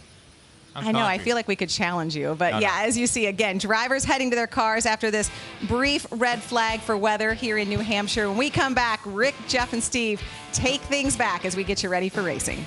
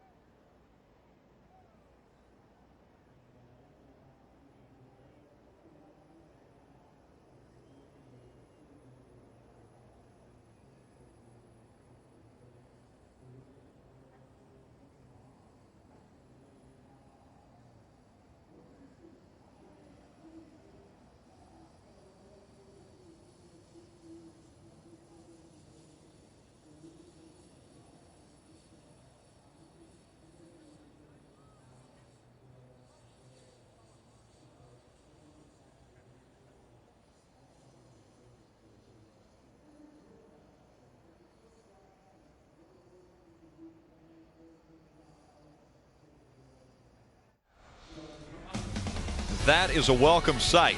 Blue skies and the sun shining down on this racetrack as they're getting close to it being dry. The drivers have been called back to their cars. They will be climbing in, strapping in, and getting ready for the completion of stage 1. There'll be 14 laps to go to complete stage 1. And again, 2 stages, 45 laps each, and the final stage, the third, 110 laps. And that's a great question. With 14 to go, the crew chiefs and drivers have any time to sit down and talk about what is the strategy. Do you want to pit right now, come on pit road, and then not pit again until the end of the second segment? What is the strategy? Are you going to see people on pit road here, Steve? Well, I mean, and it's different, and this is what makes the Xfinity Series so difficult, is Brad Keselowski, Kyle Busch, Kyle Larson, the front 3 cars, they're not running for driver points. While there are some owner points available, I'm not thinking that's really affecting their strategy. They're here to win the race. So they perhaps could pit here really for the fuel. I don't think tires are a big concern, but you come probably get a couple tires, put some fuel in it, because that's when we talk about stages. It's a guaranteed break. You know when the next break is. It's like managing the clock in a football game. The quarterback knows he has a 2-minute warning. So to call a timeout with 2 minutes and 5 seconds left is smart because you're going to get another break. Well, this is a caution before the next break. The real question, the real aggressive call, Jeff, would be how many yellows are you going to get to run? Could you run both stages on one tank of fuel? That would be 6 or 7 laps outside what we think their fuel window is, but we've seen some crazy gambles. And that's hard to go back on if you make that decision, right? But you know, what's so different is that in the past at this racetrack, track position meant everything. It was, you know, you pitted as soon as you could, and now you know you can go the rest of the race, and that was it. The strategy was relatively simple. But with all the changes to the racetrack, and now we've had rain, and now the modified rubbers run off the racetrack, what is the right thing to do? And until we see it, I don't think we know, because we heard all the drivers talking about sliding around as much as they're sliding around. If that's true, then tires may mean more than they've meant here in the past. So it's hard to look back and say in the past do this, and that's what we're going to do today, because today's not like we've seen other days. You guys talk about strategy. Well, the 48 team also is talking strategy. Let's listen into their radio. I don't want to pit here, so if they split, we're going to stay out. Okay, 10-4. If they split, we'll stay out, but everybody comes, we'll come. Yeah, I guess so. I can't believe anybody's going to come here, but a couple of them might try to flip it here. So that's a perfect example. Basically, what that conversation was about is, listen, we're an Xfinity Series team. We are trying to gain the points at the end of stage 1. So Brendan Poole is sitting in the 9th position. So Keselowski, Kyle Busch, when the crew chief mentions flip it, what they're trying to do is race the race a little bit backwards, kind of flip the track position. It's a term used to, you know, get creative, get outside of the box on pit windows. While he knows some of the leaders may or may not do that, he's telling his driver, without a doubt, we are going to stay on the racetrack. And I think it's a good decision to discuss this earlier. We saw in Daytona, poor Brendan Poole was mowing the grass because he couldn't decide whether they were going to come to pit road or not. So, hey, lessons learned. We were a little hard on him there for being a little unclear. Now they're having a good discussion ahead of time on what the pit strategy is. Yeah, and the phrase, if they split, what that means is, you know, he's running in the position that he's running in. If 4 pit and 3 don't, no matter what, you stay on the racetrack. So splitting means part of the cars come in, part of it don't. Sometimes they say, hey, if the top 3 come, you come. Or if the guys in front of you but not the leaders come, then you stay. You know, and this in this case is if they split, some come, some don't, you stay. Rick, it's so crazy that at some racetracks, if you don't qualify in the top 2 or 3 or 4 where you could definitely have an opening, I would take a pit stall near the entrance to pit road just so I could visually watch the cars coming in. Because it's too hard for the spotter to try to talk to you and try to talk to the driver. It's unfair to put that decision on the spotter. It's a crew chief's job to decide whether you're going to pit or not. So sometimes what everyone else does changes your strategy. So just pit at that end where you can at least see who's coming or not. What a great sound. Engines firing back up again. Brad Keselowski is out in front of the field. It's been very entertaining the first 31 laps. Brad Keselowski, Kyle Busch switching the lead 3 times. Jeff, we talk about crazy starts and restarts. There's something about this racetrack, when it sits, it loses grip. It always does. You know, when you go out for practice, we see cars lack just traction really all over, even going up through the gears, leaving pit road. We saw cars spin out, leaving pit road in qualifying. So we talked about traction compound, pavement, a lot of things, but forget all of that. Just New Hampshire in general is a low grip racetrack. And now we've seen Jet drivers and Titans. These drivers are going to have to kind of figure this all out as they go. Yeah, you're going to have that. You're going to have debris on your tires as well. These aren't going to be sticker tires. These are tires that these guys have run for the people that don't pit. They have 45 laps on these tires. They're going to pick up debris, and restarts here are, you know, here in Martinsville, to me, Richmond are the most challenging places for restarts. And on cold tires, you know, we talk about the PJ1. It's been wet, been cold. It doesn't work as well when it's cold. This restart is going to be very difficult. Let's find out some more strategy from different teams. We go to the 7 of Justin Allgaier. So if the 5 in front of us all pit, or if 4 of the 5 in front of us all pit, we'll stay out. But they all stay out, we'll probably pit here. There you go. That's what we were talking about, Steve. If 5 do this and 4 do that, you do this. So now the question let me tell you something. Don't do that to the driver. Justin Allgaier right now is going, wait a minute, I have to count? I have to count how many come in? He's politer than any driver I work with, because any driver I work with is like, you just tell me what to do. I'll be over here in turn 4 in a minute. You just tell me what to do. And so this will be the moment of decisions. What will they do? Who will come and who will stay out on the racetrack? Again, fuel-wise, it's not a question. They can easily go through not only this stage, but maybe even through the next stage, depending upon how many yellow flags we have. Yeah, it would be aggressive to try to go to the second stage, but we've seen a new level of aggression on pit road. And really, this comes down to stage racing. Everybody said, hey, how has it affected the racing? Well, in a 200-lap race, a yellow flag at lap 32 wouldn't be much of a conversation. It's too hard to try to predict what the next 200 laps look like. The drivers that need service would come, try to make the cars a little bit better. The leaders would all stay out. There would be really no conversation for the front 5. So the stage racing has added this entire complex conversation. It's even harder in this series because there are multiple theories. You have drivers here purely racing for the win, and other drivers needing those points, which just adds one more layer to it. Pit road was closed. They're drying pit road and blowing that off with the jet dryers to make sure it's clean before it gets opened up, and the teams will have an opportunity then to come to pit road if they choose. And this is an important time right now for the drivers to really be driving heat into their tires. You see all the drivers swerving, weaving. They know if they're not going to pit, they're going to restart on these tires. So you can't start warming your tires up when they say 1 to go. You start right now. You see Brad Keselowski making big swerves, big weaves on the racetrack to drive that heat and the tires, and also to get the debris off of them. Pit road is open. We'll see who decides to dive onto pit road. We're going to test Justin Allgaier's math right here. See if he got all those instructions correct, Rick. And as they make their way, it looks as though Brad Keselowski is going to lead quite a few of the lead lap cars onto pit road, and we'll go to Marty. The front runners all coming down pit road, and I talked to all these crew chiefs, and they all said, like, listen, we know some guys are going to stay out here, but they can make it all the way to the end of segment 2 here, so why not stop? So for Kyle Larson, he's going to get pit road here and take 2 tires, as well as Brad Keselowski. Kyle Busch also making the call here as well to come down pit road. You see the 2 tires there for the 42, 4 actually for the 42, 2 for the 22, and Kyle Busch and his team, they go with 4 fresh Goodyear tires and Sunoco fuel. So a mixed bag of strategy down here on pit road, Rick. That's what we're expecting, a mixed bag of strategies. And Justin Allgaier listened very well. The whole strategy for Jason Bennett's crew chief was to try to get these stage points, perhaps even a playoff point. He listened, he stayed on the racetrack. He's going to assume the race lead. Now it's get a good restart, run these probably around 10 laps to go to the end of this stage. So like we mentioned, different strategies because they have different priorities. For the 7, it's all about points and perhaps that playoff point. Where will the cushion be behind Justin Allgaier? How many spots will be there to give him a little bit of a cushion from the guys who came to pit road? As fast as some of those cars are that were leading the race, not far enough back. I mean, and that's really it. I mean, those newer tires are going to line up a few positions back, but even as wide as the racing surface has been today, it's still very difficult to work through all of these cars.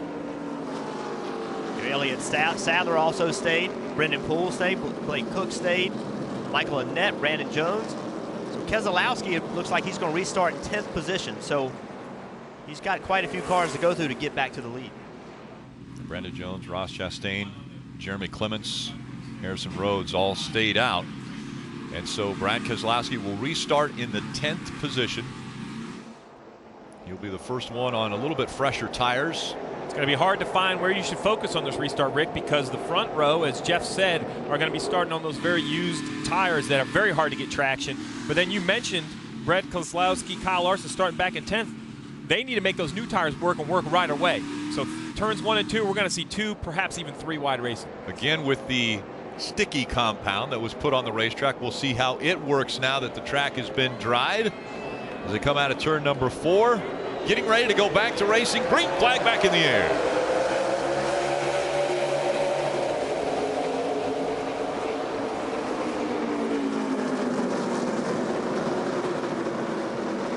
Side by side for the lead as they come out of 2.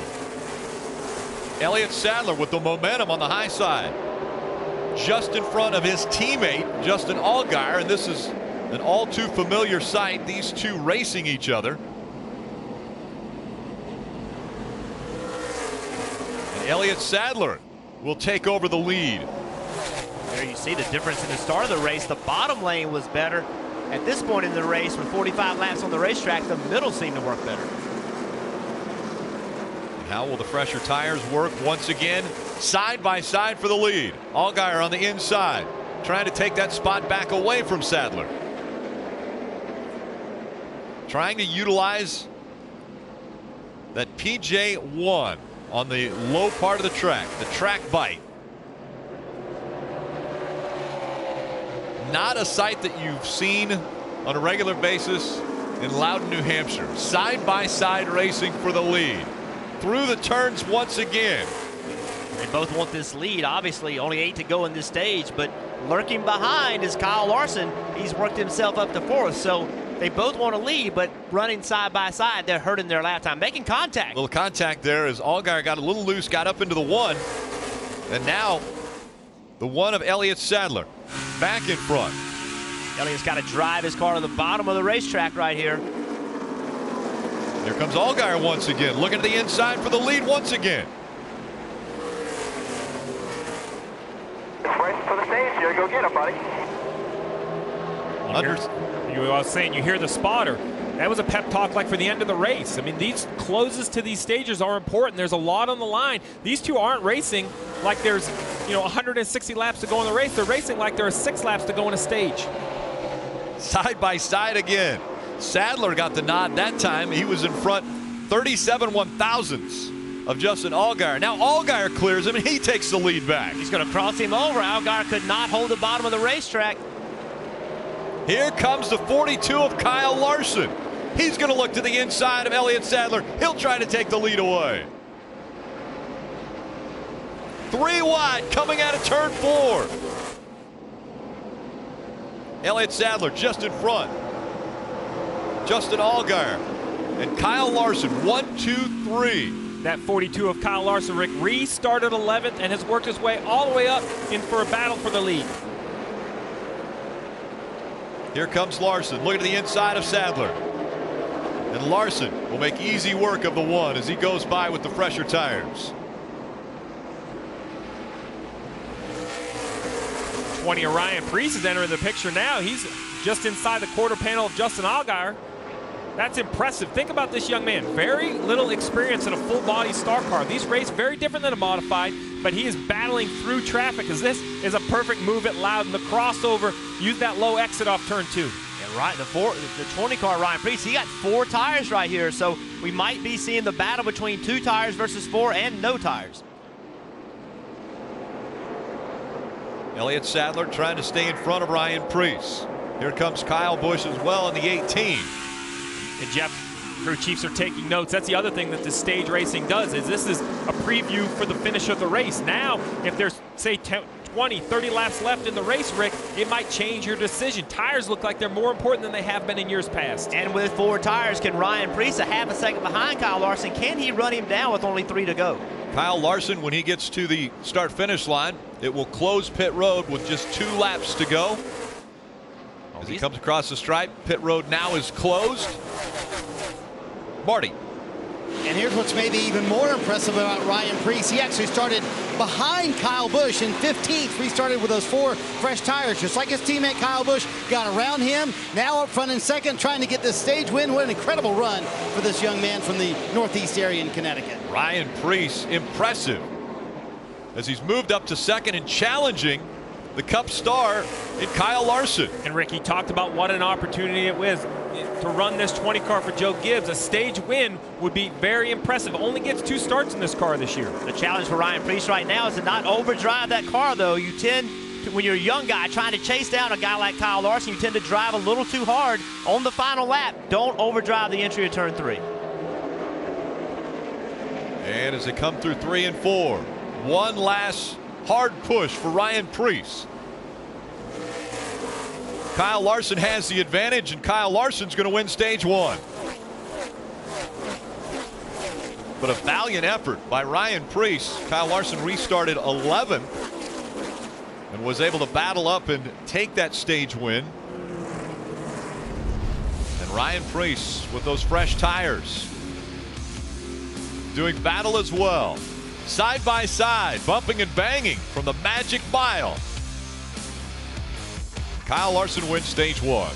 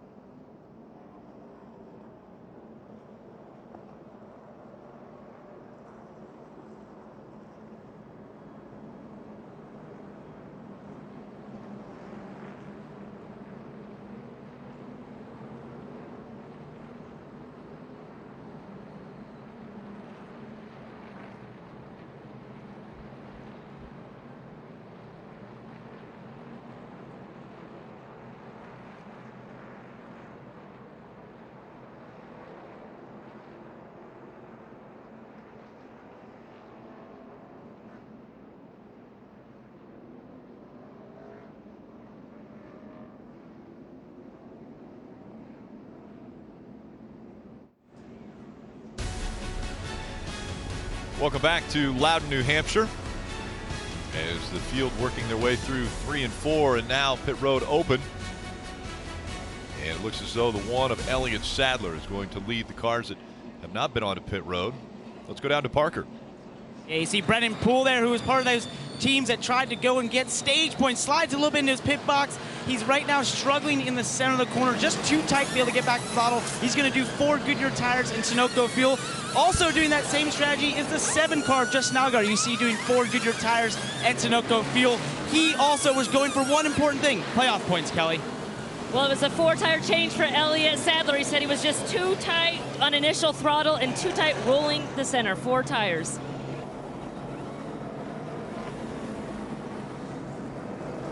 Race off pit road.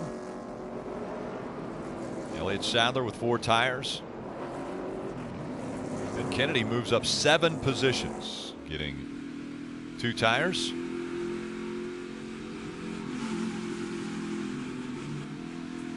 So you saw the cars come to pit road. Those are the ones that decided to stay out, as Parker mentioned, and tried to gain those stage points. But in the end, tires dominated. Tires came back up through the field there, Jeff. And now Larson, Preece, Kyle Busch all pitted just a few laps ago. But the difference is Kyle Larson's on 2 tires, where Ryan Preece and Kyle Busch, the Joe Gibbs Racing teammates, are on 4 tires. It's going to be interesting to see over this 45-lap second stage if those fresher left sides, and especially that left rear tire, really comes to play and keeps having good drive-off. And also Elliott Sadler and Kennedy and all those guys that pitted a few laps later, and Elliott Sadler on 4 tires, can he charge up and catch the guys that had 2? So different strategies. Again, we haven't seen in the past that tires mattered here, but today so far it's made a difference. Rutledge Wood, what's your perspective of this one? Rick, I found a great place to watch the race. I'm basically straight across from you guys over here on Motorhome Hill. Found some friends that have been here almost 20 years. They've been camping out. This part of the track is actually part of the road course they use when we're obviously not here in stock cars. But come check this out. You got a whole view of 1 and 2 up here. Plus, you got the whole backstretch going into 3 and 4. And I tell you what, guys, there are a ton of Ryan Preece fans over here. They were really hoping he was going to grab that last stage win there, but Man, this is a great spot to watch from, boys. Well, Rutledge, it seems like a little more family atmosphere than the party deck in Kentucky. That's for sure. I miss our friends in Kentucky. I think the other tracks are going to realize there's genius there, but you can see everybody kind of mapped out their spots. Everybody's just hanging out. What's up? That guy's got no shirt on, having the time of his life. Just getting a little sun, my friend. But yeah, family spot over here. You can't beat this, guys. And we're thankful that the sun has come back out. Let's take a look at the stage results presented by Ford Performance. Dashes beside the name means that they are not running for points in the Xfinity Series. So Kyle Larson, Ryan Preece, Kyle Busch not receiving points, but Elliott Sadler definitely is. Justin Allgaier, Brennan Poole, William Byron, and Matt Tifft were in the top 10 of stage 1. So we're coming to the restart. We have Kyle Larson on the pole. He's picked the outside. We have Ryan Preece, a guy that's raced here, has over 2,000 laps here. And behind him, Kyle Busch and Brad Keselowski. Now put yourself in Ryan Preece's shoes. You're surrounded by the people you watch win races on Sunday. What can you do? You have 4 tires. This is your chance to show to the world that you can take it to them. Here comes the field. They approach the Geico Restart zone.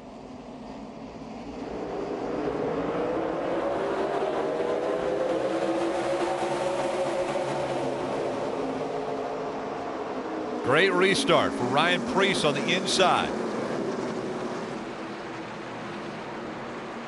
Can he hang on to it? That's 2 tires versus 4 tires. Kyle Larson has 2 fresher tires, and Ryan Preece has 4 fresh tires on that last pit stop. Can he take the lead? He's going to. Ryan Preece in front of Kyle Larson. Here comes Kyle Busch.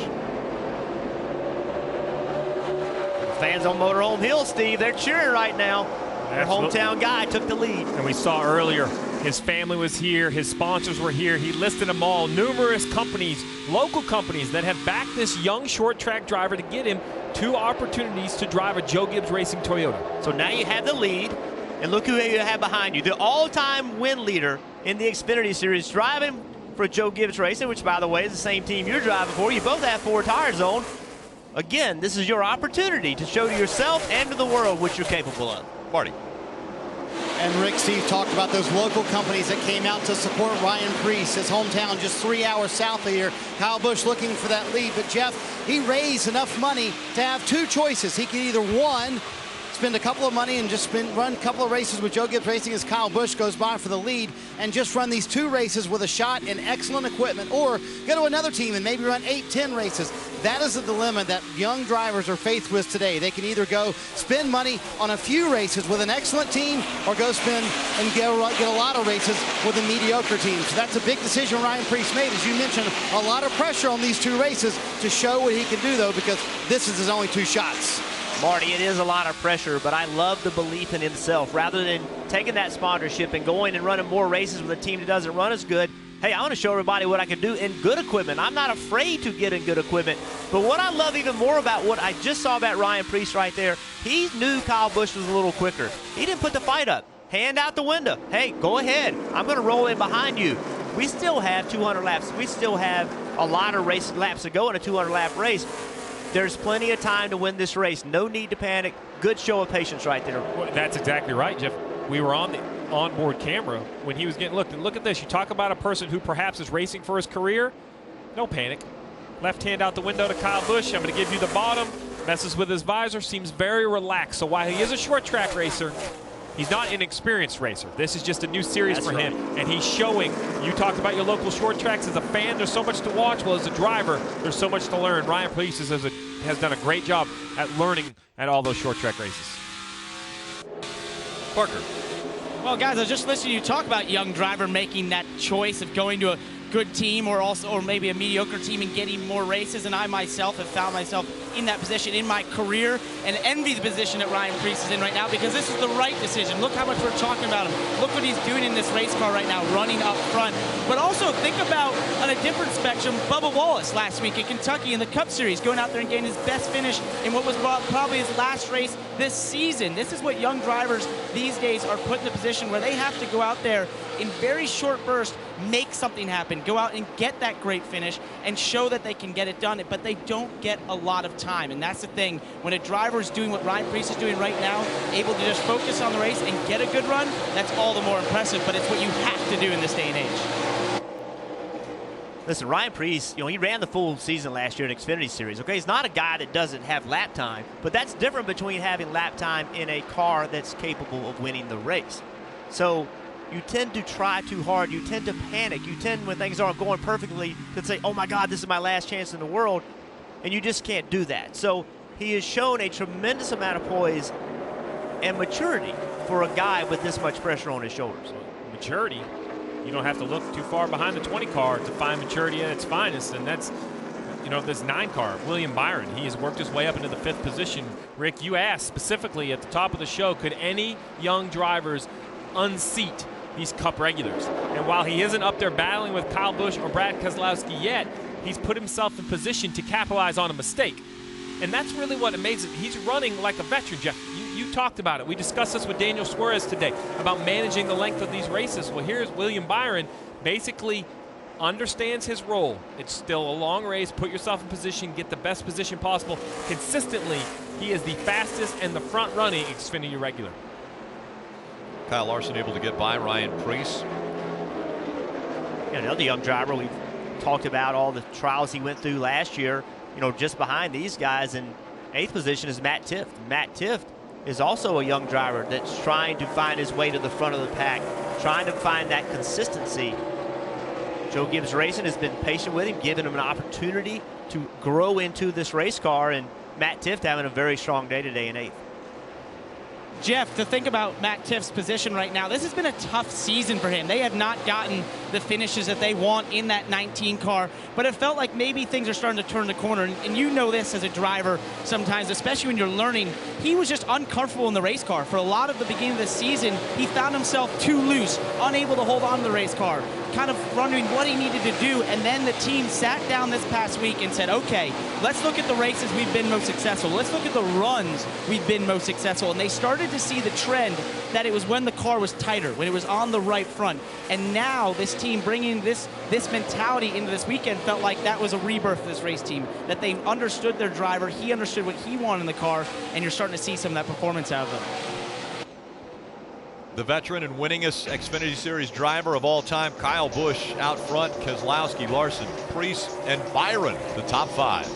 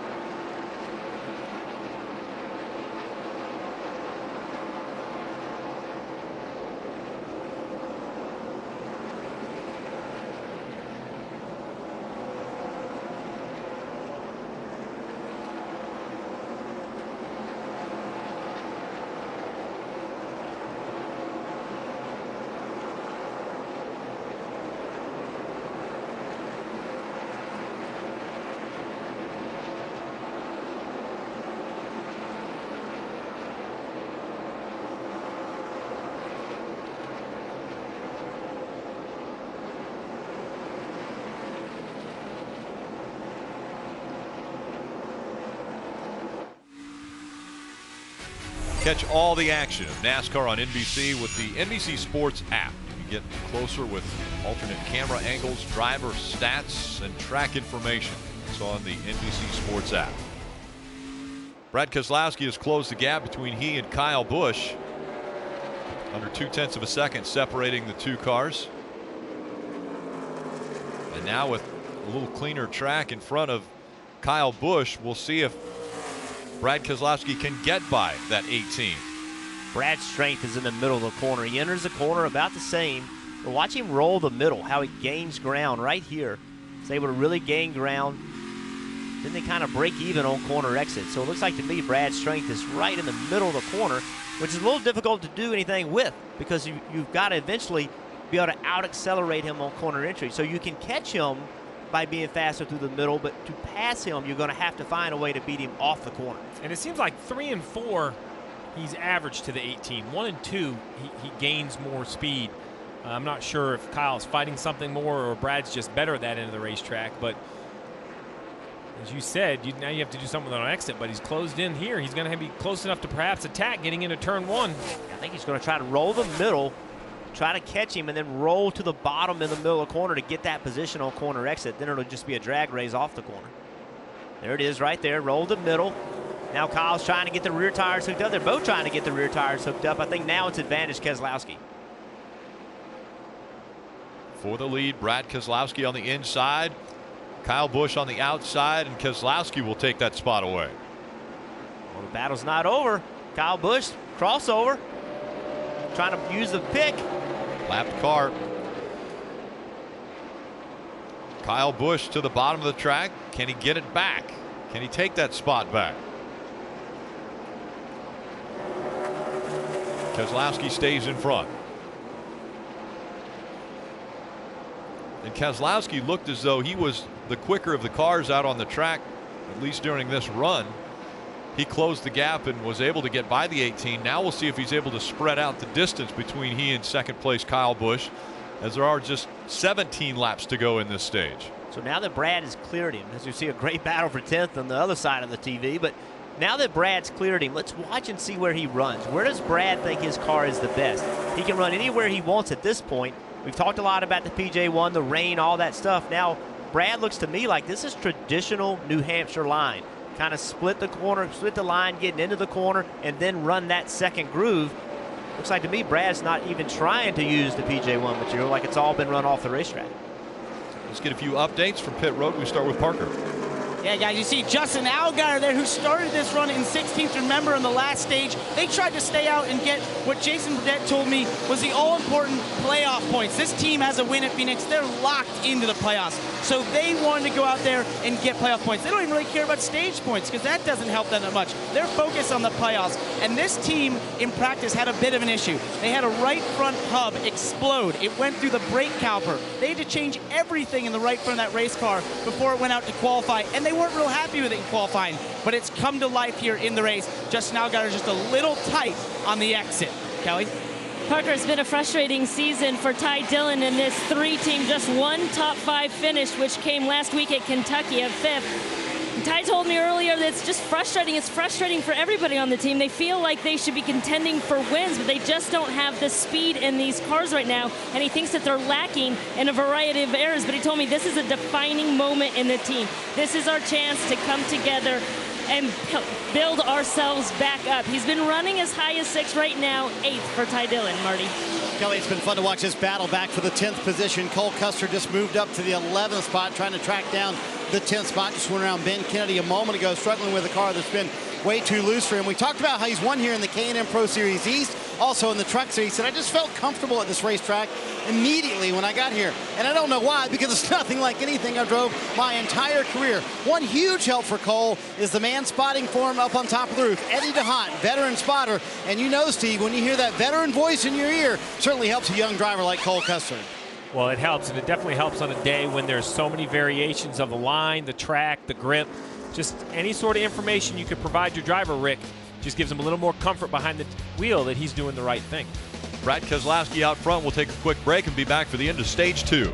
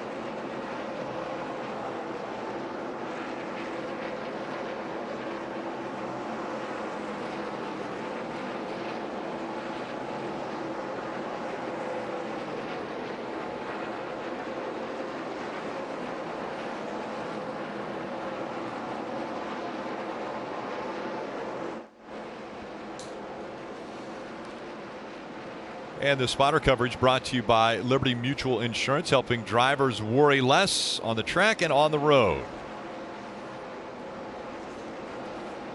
Issues for the 7 of Justin Allgaier. Yeah, guys, he just came across the radio and said, I've got no gear, some sort of transmission issue in the 7 car. As I hear more info, I'll keep you updated. Go to the garage. I take that back. I have second. Very unfortunate. You're to your left. Turn in the garage here.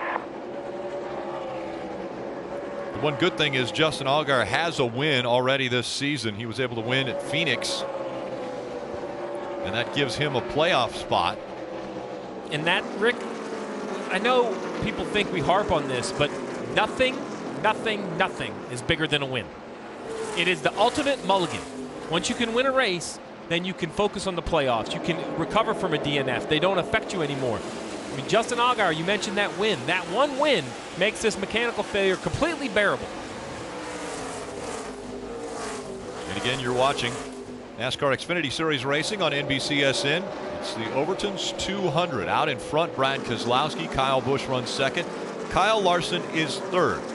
So, Rick, the most important thing now with 5 laps to go in the end of this stage for Keselowski, Kyle Busch, Kyle Larson, communication to your team. You know you're going to be coming to pit road in 4 or 5 laps. You know you're going to have the chance to make adjustments. We've heard time again how the track is changing, Jeff. So as a race car driver, have you run long enough? Can you finally get into a rhythm to have confidence to ask for something else? It's only a 200-lap race. Well, that's right, but I think the track has settled down as well as far as what groove's going to be the best. Where is the PJ1 going to work? I think now the drivers say, okay, there's no more modified rubber on the racetrack. Now that information is very, very important because the track should not change a great deal between now and the end of the race. 33 made an unscheduled pit stop, Kelly. Yeah, Brandon Jones could certainly use some luck to go back on his side. He was reporting a really bad vibration on both ends of the racetrack, so they brought him in, gave him 4 tires and topped off his Sunoco fuel, but they also said that the right front wheel well didn't look quite right, so they're monitoring that. But with those fresh tires now, Brandon Jones saying that vibration is gone. Unfortunate. Brandon Jones spent a lot of time on pit road. He's 5 laps down to race leader Brad Keselowski. Yeah, and 17th in the points, 46 below the cut line, Rick. That's, we spent some time with Brandon. What do you say? They just needed to get some better finishes. Yeah. This one is going to hurt to have trouble early. Missing out on stage points, going to miss out on everything. Yeah, they've dug such a hole, that it's going to be very hard to get out of. They're in the position now of having to win if they're going to move into the playoffs. Brad Keselowski out in front. Kyle Busch chasing. Under 2 laps to go in this stage.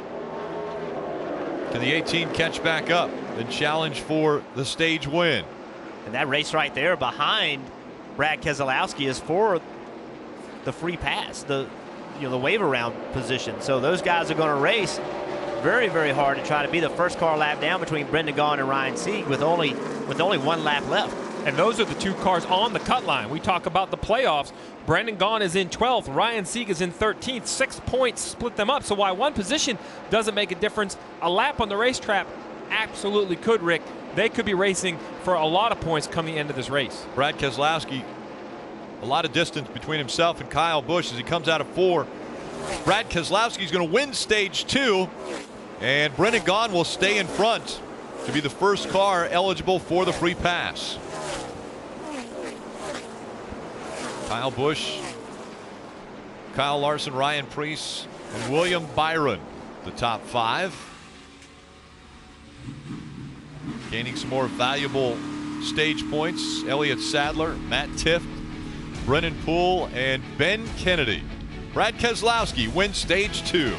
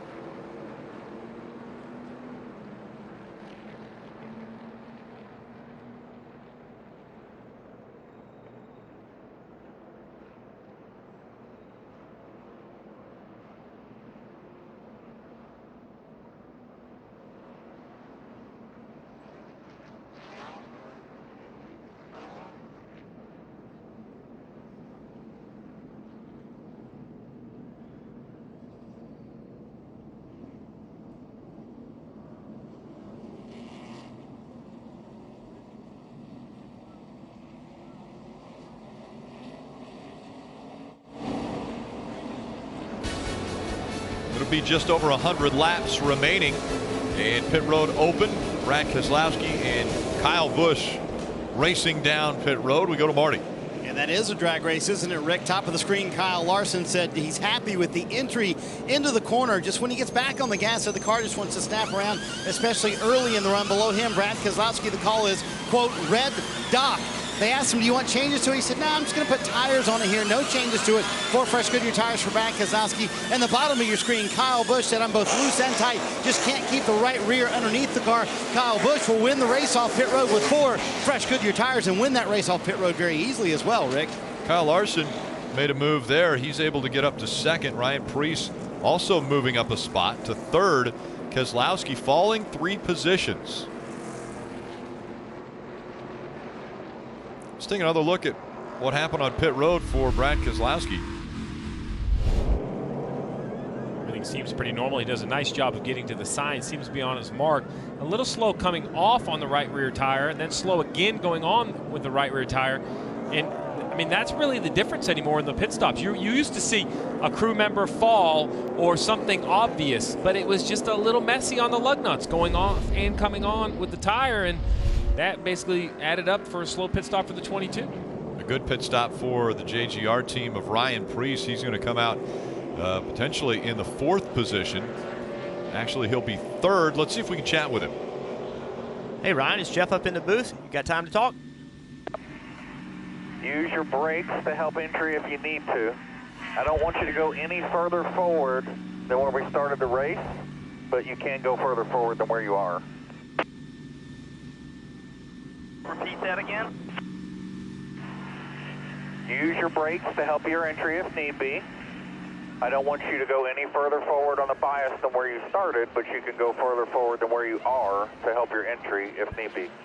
10-4, I just reset it just so you know, back to 0, and put my brake back to the lever, back to where it is.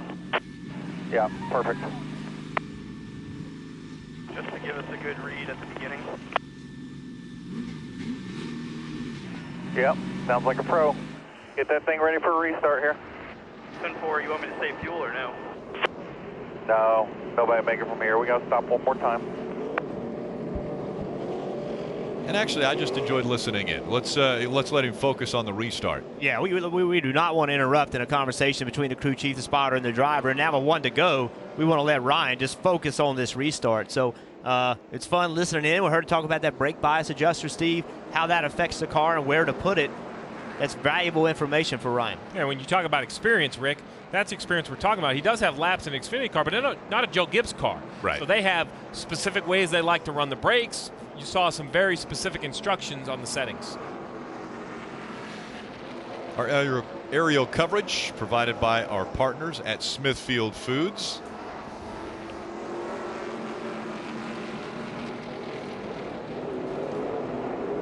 Two by two. Kyle Busch on the inside, Kyle Larson on the outside.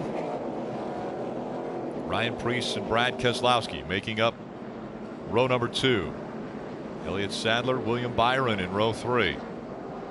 The field approaches the Geico Restart zone.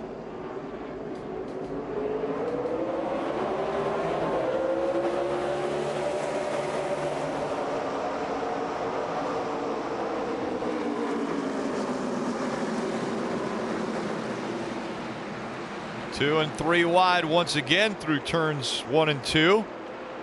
William Byron's the lucky man because he has a little space. No one next to him, no one really in front, behind. He has a little room to work here in the 9 car. Kyle Busch surges ahead coming out of 4. Here comes Ryan Preece on the inside. Trying to make that lower line work. On the outside is Brad Keselowski, and he will take the spot away.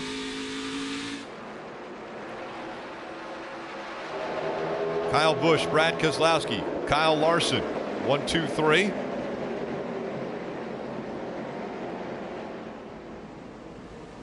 Ryan Preece and William Byron. William Byron just 19 years old, racing against some of the best in the world in stock car racing. Yeah, when you think about William Byron making his 17th start in the Xfinity Series, Kyle Busch Brad Keselowski, they have more Xfinity wins than this young man has starts. And listen to the car bottoming out as it traveled. You could hear it hitting the racetrack. That'll get better as the air pressure builds up.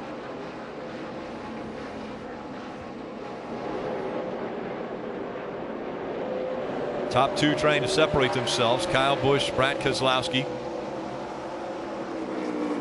Kyle Larson, Ryan Preece, William Byron still top five, and it's Ty Dillon, Elliott Sadler, Cole Custer, Brennan Poole, and Daniel Hemrick.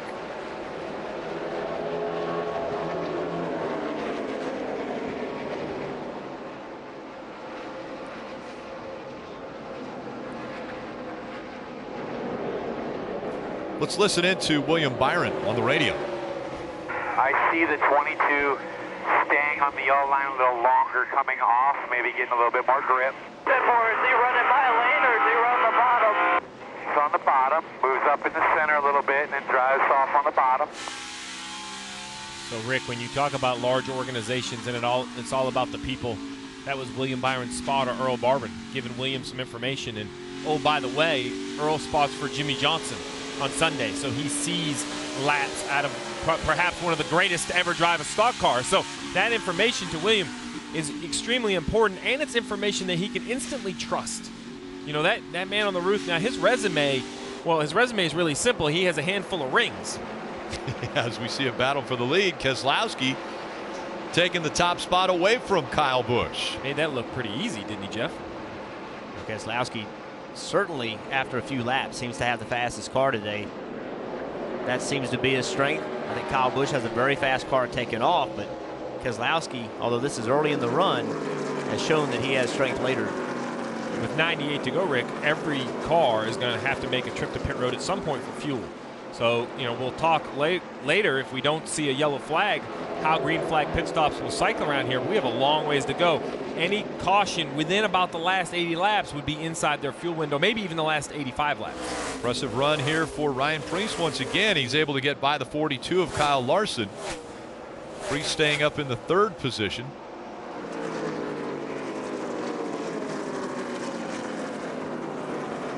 And let's go to Rutledge.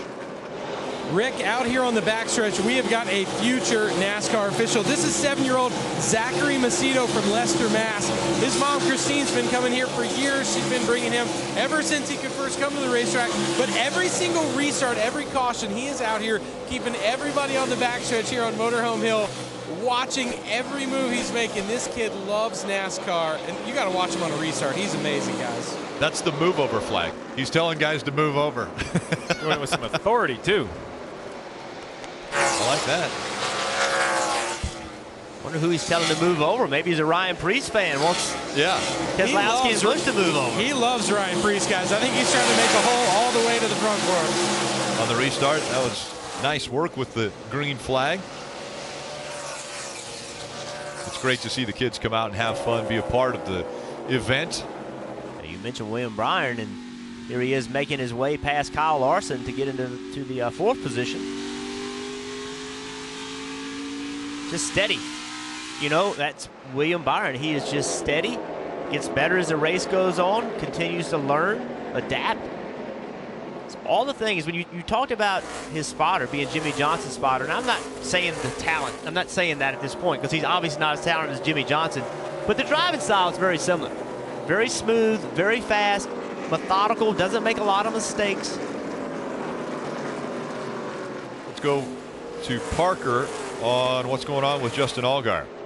Yeah, guys, just a quick update here. So they took the transmission that was in the car out, and actually Jason Burdett, his crew chief, was messing with it and trying to put it through all the gears, and it seemed like the transmission was okay. They then put a new transmission in the 7 car, have it in there. They just got on the ground, and they're going to see if this car can run here. A little bit of confusion as to what the problem is because the transmission that came out was fine, as you see him reverse out right now. We're going to see if they can get the 7 car back on track.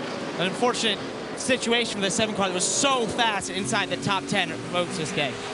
Saw Cole Custer somewhat moving the 1 out of the way. The 1 was on the outside. Cole Custer drifted up the track a bit, and Cole Custer takes the 7th spot away from Elliott Sadler. Out in front, 2 veterans, Brad Keselowski and Kyle Busch. Then Ryan Preece and William Byron in 3rd and 4th. We're going to go NASCAR nonstop.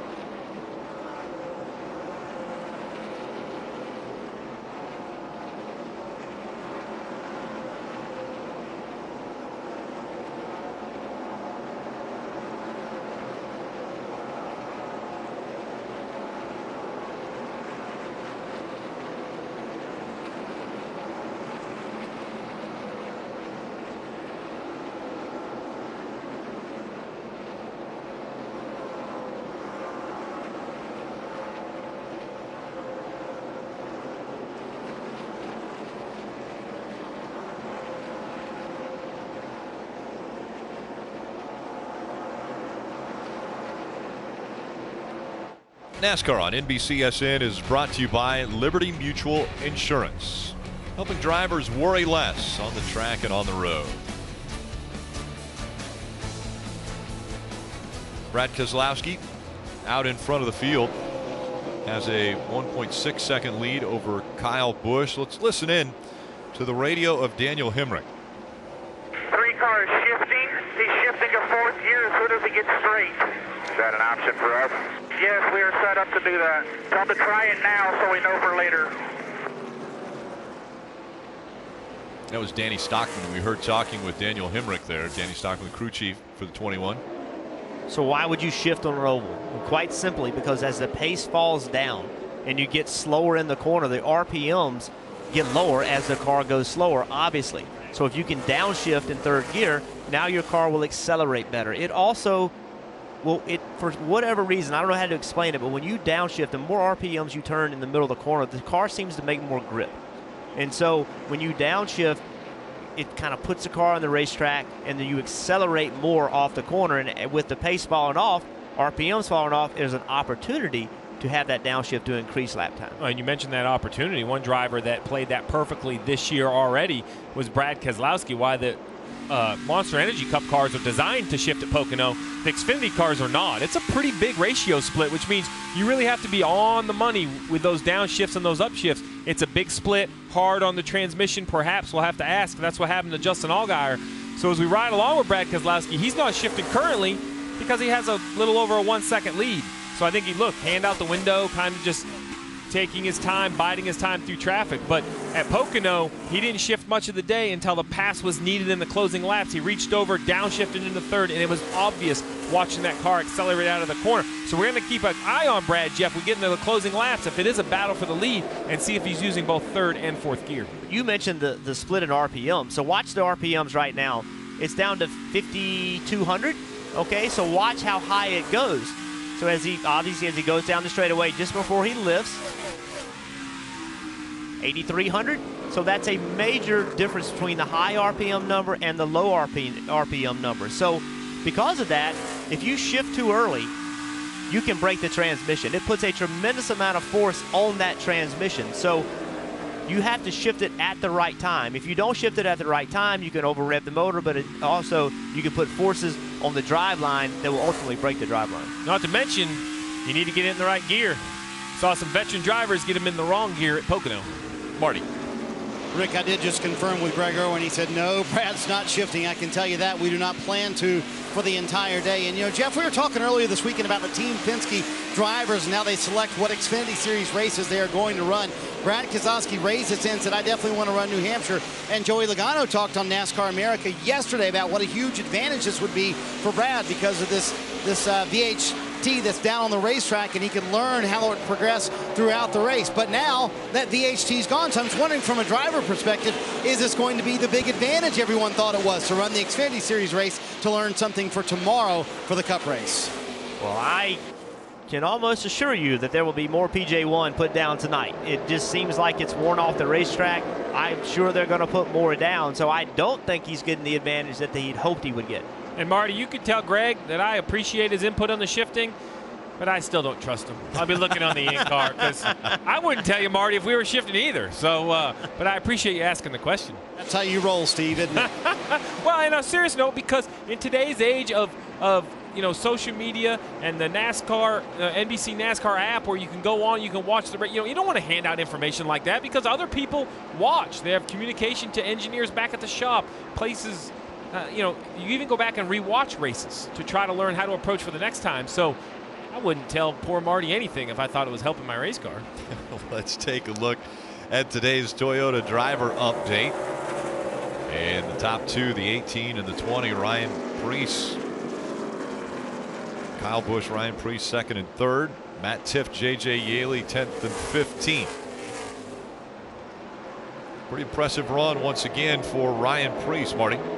Such a great day for this young man from the area, about 3 hours south from here. And we showed you the family up on top of the pit box earlier. Well, there's another 12 people behind the pit box. It is so cool to see the enthusiasm behind this young man. And Rutledge showed us the fans on the backstretch. They're over there cheering as well. But it's cool to see these guys because every time Ryan makes a pass on the racetrack, they clap and applaud together like a standing ovation because they're so proud of their hometown hero, Ryan Preece. And they know he's getting the shot to be able to show what he can do here in a Joe Gibbs racing car. But the support behind this young man at the racetrack, uncanny, and it's cool to see. I would bet, guys, there's more Ryan Preece fans here than anybody else in the stands. And they're seeing a great show out of him. Ryan Preece taking advantage of an opportunity. Get behind the wheel of a Joe Gibbs Racing Xfinity Series car. And currently running in the 3rd position. Brad Keselowski, Kyle Busch, Ryan Preece, William Byron, and Kyle Larson, the top 5 as we go NASCAR nonstop.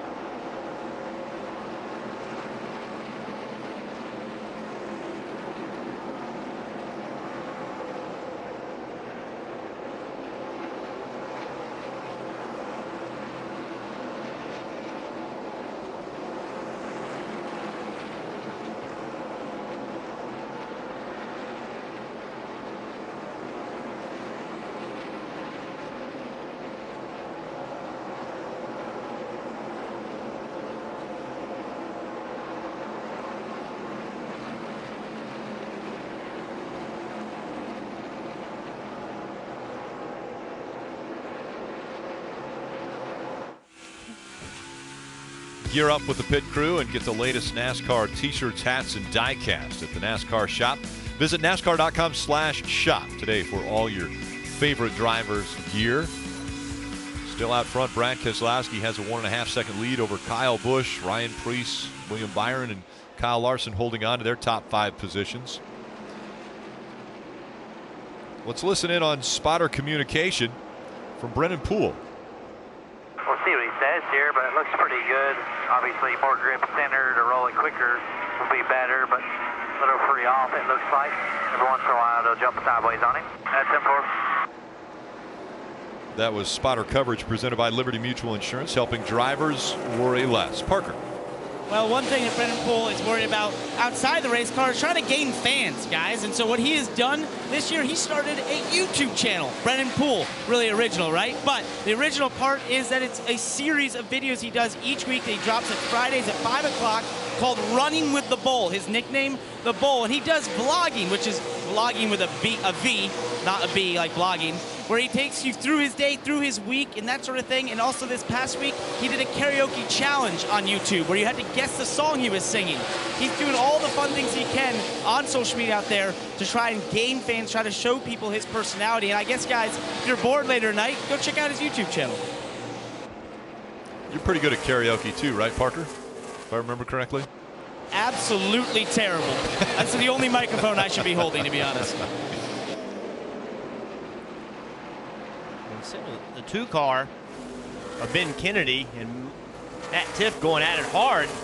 Right here, Ben Kennedy made a 3-wide move, trying to use a lap car as a pick. Way low on the corner. Matt Tiff, no choice but to give him a little bit of room, didn't give him a lot of room.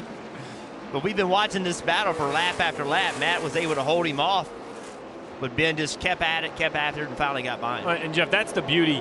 We talk about races and watching these races. There are battles everywhere. It's not always for the lead. To Ben Kennedy, that was his whole race, right? His whole focus right there was just trying to pass the 19 of Matt Tiff. Now that he's done that, he can focus ahead and try to run down Elliott Sadler. A lot of people are asking, why is the 7 out on the racetrack? They've already got a win. They're 26 laps down. What are they gaining by being out here on the track? Earning points. You still get points. You know, you still get playoff points from where you finished in the regular season. So he has the opportunity to gain some points. If other people have problems, he can pick up spots. So there's still something to gain. Just like the old point system, really. If you think about it, you know, 20 years ago, the old point system, everybody would come out and get as many laps as they could, hoping other people would fall out.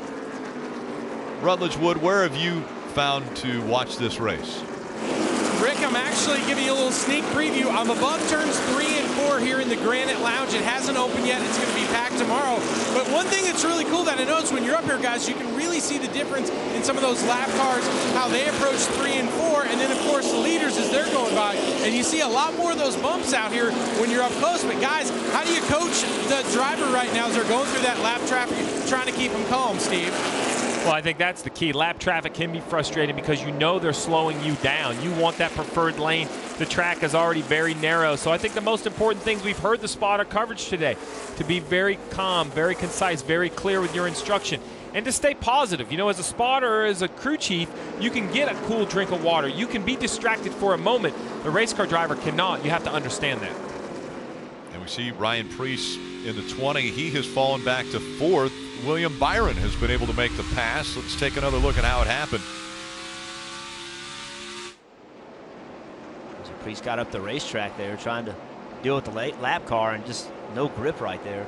That's just what Rutledge was talking about, trying to work through lap traffic. Although, Rick, I have a new idea, though. You know, where's Waldo? I think you do like where's Rutledge maps of the racetrack, and you can try to find where he's at, because he's kind of been all over this one. Waldo wears stripes and Rutledge wears plaid, so it should be easy to find, right? Well, I don't know. There's a lot of plaid up here in New Hampshire. He might fit in. I don't know if I'd be able to see him.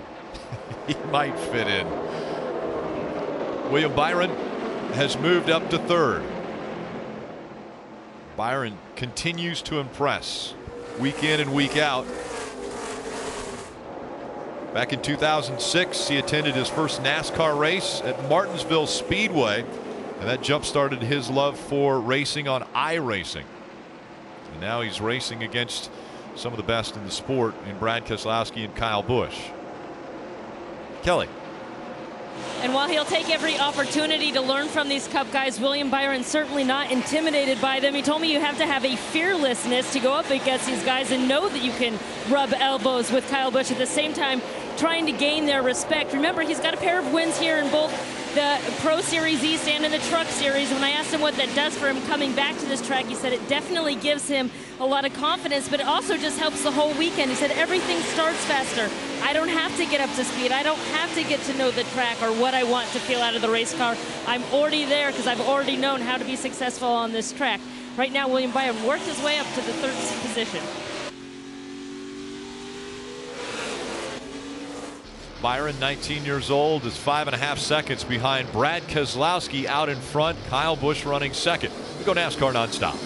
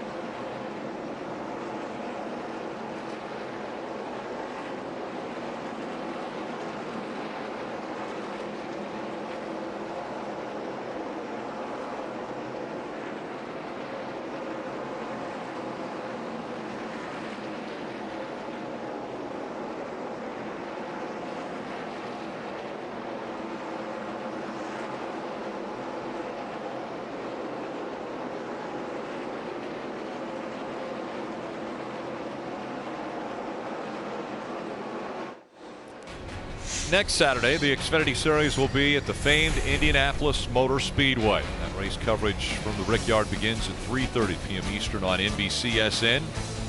As you saw in NASCAR Nonstop, the 18 of Kyle Busch was able to close the gap and get on the inside of the 22 of Brad Keselowski. Couldn't make the pass, though. Hearing that Kyle Busch says the car starts out loose, but the longer he runs, the better it gets. So we're going to see. I thought Keselowski had a better run on the long run, better car on the long runs, but we haven't seen a run this long, so it may be switching over now. Well, with 53 to go, we're not going to see another run this long. This is 51 laps, so even if the caution came out right now, this would be the longest these cars would run. So now I think the point is, as a driver, Jeff, I'm going to start asking you, what did it do in the first 20, 30, 40 laps of the run? I don't care how it drives now. We're not going to be on this older tire for the rest of the race. I need to know the front half of the run, Marty, because I need to know if we do have to make a pit stop under green or yellow, what adjustment I can make for a shorter run. And Steve, here's the game. Some of these cars can go as long as lap 180 here, so they can go a little bit further. We might see pit stops as soon as lap 170, but if you're a crew chief, do you gamble a little bit? Go on the early side of that window, get those tires on, see if you can gain time on those who don't come down pit road. And then the other part of that, if someone does come early, does that drag everybody else to pit road? So crew chiefs down here doing a lot of figuring, if you will, on those calculators, seeing what they need to do for these final stops. Well, Marty, at some point, you just have to understand the hand you're dealt. And if you're William Byron or Preece, you're here, you're trying to give your driver the opportunity to either gain points in Byron's case or in Preece have a great showing. I don't think a gamble is wise for them. But if you're Kyle Larson in 5th or perhaps Kyle Busch, it's kind of winning is the only goal. Kyle Busch can say, hey, listen, I can't run the 22 down. I tried to. Let's try to beat him to pit road, get those fresher tires, and try to gain a little bit of track position. If that happens, Marty, we might see some more cars follow. 12 cars on the lead lap. Brad Keselowski setting a pretty impressive pace. Again, Justin Allgaier had gone to the garage and they changed the transmission. He's back out on the track. Brett. You know, Rick, he's 26 laps down. Obviously not the kind of day that he wanted, but a day he did want happened in the late 90s with the chance the first time he got to meet Dale Earnhardt Jr. Was at the Boys and Girls Club. He waited in line to get an autograph, to see him, to smile. And he's one of those guys that really appreciates how far he's come and the fact that he actually gets to race for Dale Jr. now. But guys, as we talk about him and why he's back out there for points, Burton, from a guy who's had to go out and sacrifice a points day before, you know, right now, is he thinking with pride about being second in points and trying to get a hold of that championship? Or is this one of those moments where he's upset, thinking about he didn't get a chance to race for that win like he wanted? What's the driver's mindset at this point? Both of those, right? I mean, to be honest with you, you're upset. You thought you had a good car. You've done everything right this year in regard to getting finishes. You got your win. You want to come here and get another win, get a good finish, and now you're just making laps. So there's still something to learn, though. There's still an opportunity to go out on this racetrack and try to get better. You have a chance to make a pit stop. Make that pit stop real. Make it act, you know, make those guys act like, hey, this is a real pit stop, because all these things add up later in the year. So just don't lay down. Have pride in your race team, have pride in the speed that you can make, and go finish this race off. You're not going to get a good finish, but leave here with the best possible attitude. We know we're closing in on pit stops, so we want to take a quick break. You're going to be able to see everything, though, as we stay NASCAR nonstop. Brad Keselowski out front.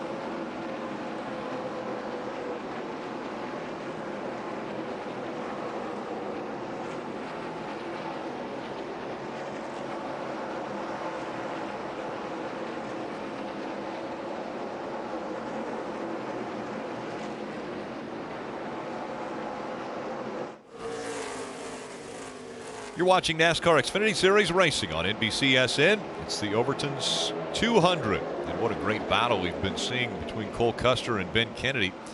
The 00 and the 2.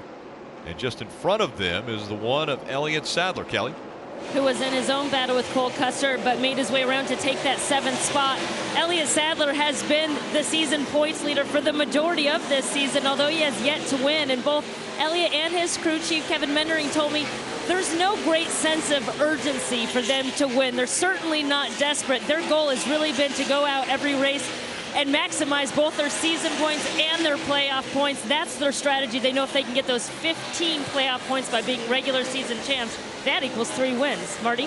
Kelly, we expect the leaders in about 10 laps here. Cole Custer in that 00 white car there has gone into super defense mode here, trying to hold Ben Kennedy back there behind him in the 8th position right now. You know, I was talking to Jeff Mendering, his crew chief, before this race. He said, listen, with a field like this, I mean, there's stacked talent, cup champions in this field. I want Cole to concentrate on finishing 5th to 8th. If we can finish in that range, that's where he needs to do it. He needs to just continue working on getting better every week. Those are simple goals for Cole, and he's certainly making them today, Parker.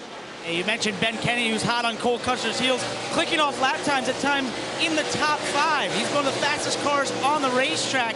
But think back to August last year, Bristol, the truck race. It was the first race that we put this PGA 1 track bite down on a racetrack. And who won that race?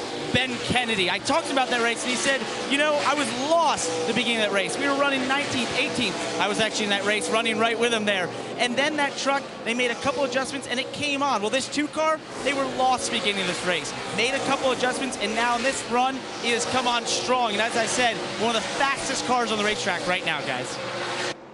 Yeah, this has been a great battle. I mean, these two have been nose to tail for probably 20-some laps. Cole Custer and Ben Kennedy. Ben Kennedy's tried to get by that 00, but Cole Custer making that 00 as wide as he possibly can. Both of these guys came up and raced through the K&N series. Got some track time in NASCAR's entry-level touring series type car, and both are very good. Ben Kennedy is running a partial schedule this year, limited schedule. And I think that's difficult. I think that's harder to run a limited schedule. You get a guy you're racing against, Cole Custer, that's in these race cars more often. You know, he's run every race. I think that makes it more challenging, but you can see right there he had a good run off turn 2.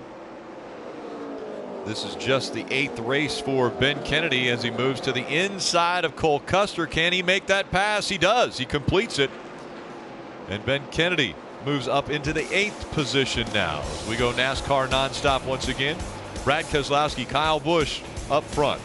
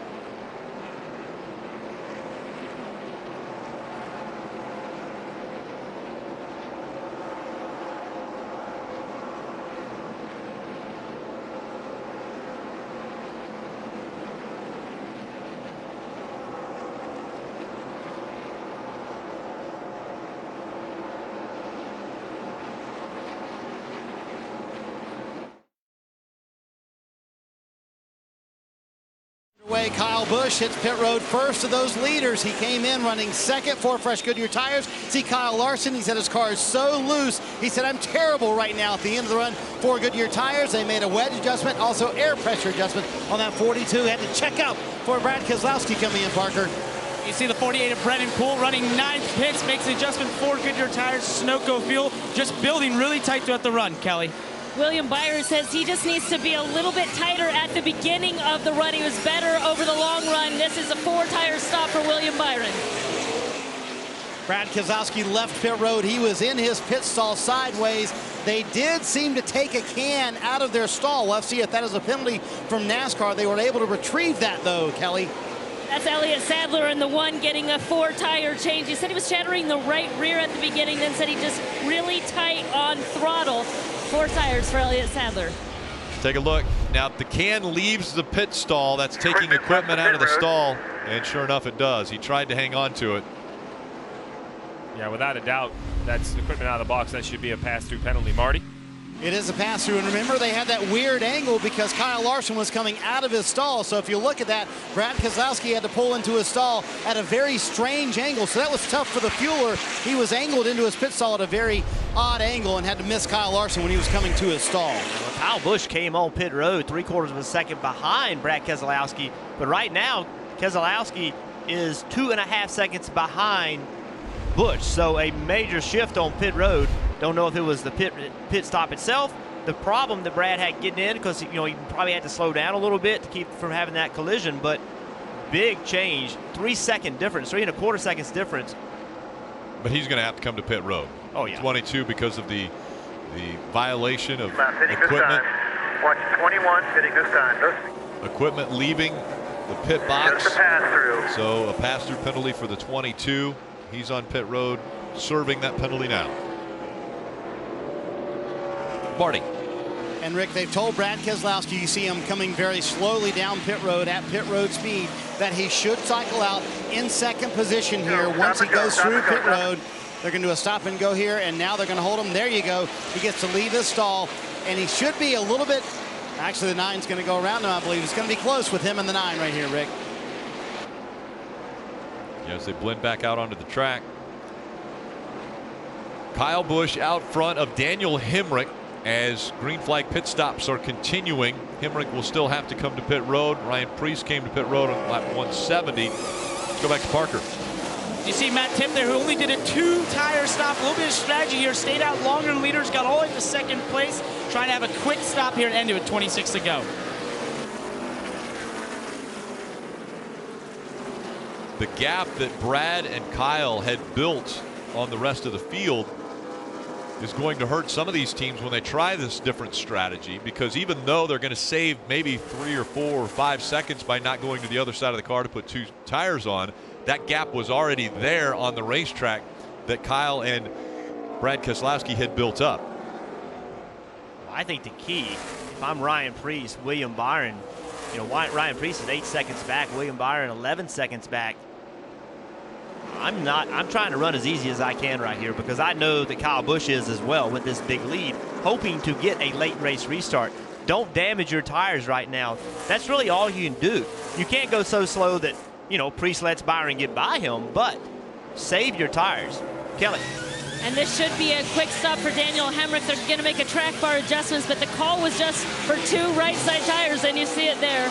He's down and away. Some of these strategy calls, like for the 21 and the 19, is to try to save a lap. It didn't work for the 19, and it's unfortunately not going to work for the 21. The 18 is still going to have them down a lap. Ryan Reed in the 16. He is the lone car that still needs to be on pit road. And he will come to pit road now for his stop. Kyle Busch has a almost 9-second lead over second place Ryan Preece. And Ryan Preece, coming into this race, had a best finish of 10th, Marty, and he's looking to improve upon that today.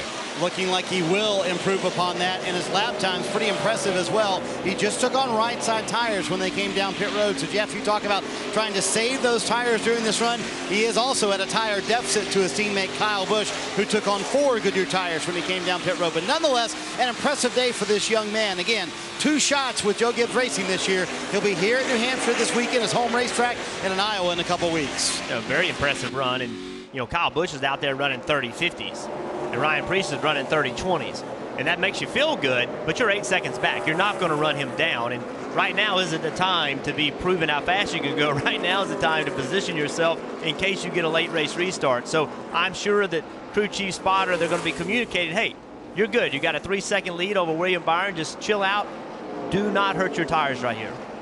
Well, we always talk, coming into it, there were going to be 3 favorites. It was going to be Kyle Busch, Brad Keselowski, and Kyle Larson. And it really looked like it was going to be the Kyle Busch and the Brad Keselowski show. Brad had the lead. Kyle Busch came to pit road first, pushed the issue. The 22 had to follow, but then you have to execute.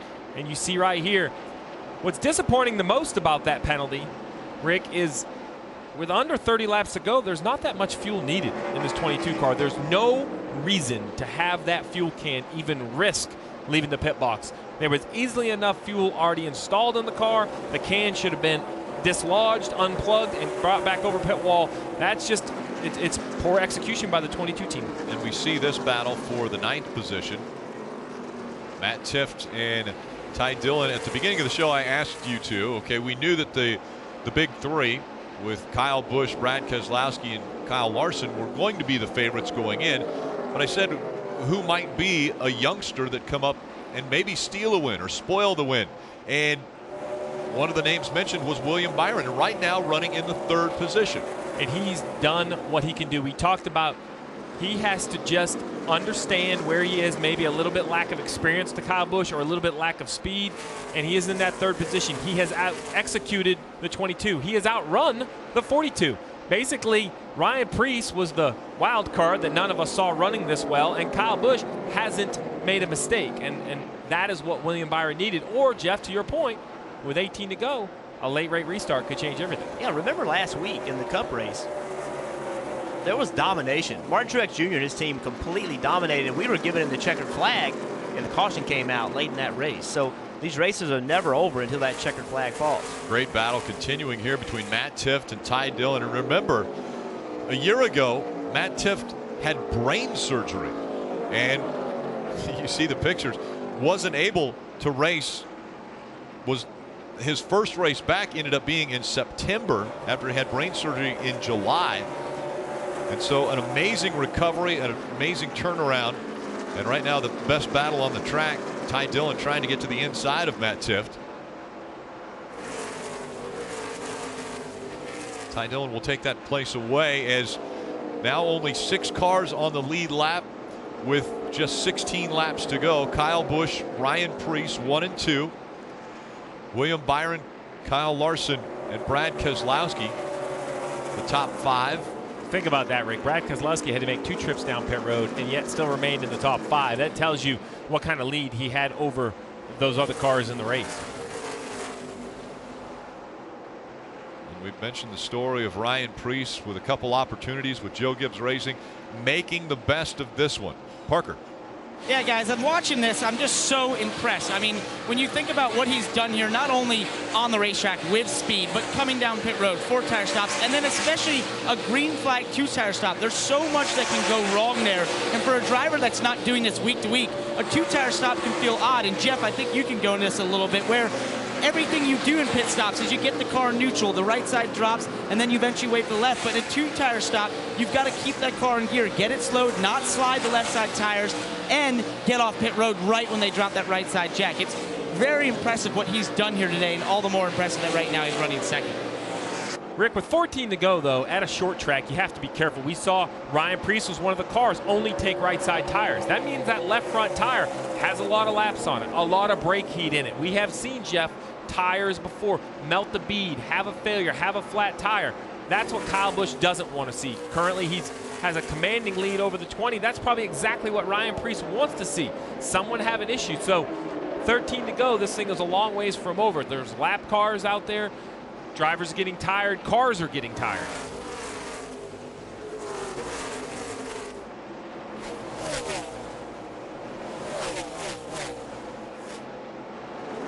Matt Tiff trying to stay in front of Daniel Hemrick. Tiff in the 19, Daniel Hemrick in the 21. That's for 10th. As Tiff trying to hold on to that spot, Daniel Hemrick trying to take it away. Daniel Hemrick sideways off turn 2. Turn 2 is a very unique corner. There's a you actually come out of the corner and heading to the wall. There's like a big dip in the asphalt. When you're loose, the right rear falls in that hole, and it makes you even that much looser. Here comes Brennan Poole. Brennan's going to look to the inside of the 21. These cars all a lap down from Elliott Sadler back to J.J. Yaley, from 7th to 15th. Those cars all scored a lap down. And Poole all over the back bumper now of Daniel Hemrick, maybe even giving a little bit of the bumper to Hemrick, trying to take that spot away. Hemrick didn't look very happy about that. But I think Brennan Poole, I think he saw how loose Hemrick was and knew if he could just get his rear bumper to his front bumper to his rear bumper, it would take the air off his spoiler, and that make him that much looser. And this is where payback there. Well, calmer heads need to prevail. The 21 of Daniel Hemrick is 6th in points. He's not having the best day. He's running 12th.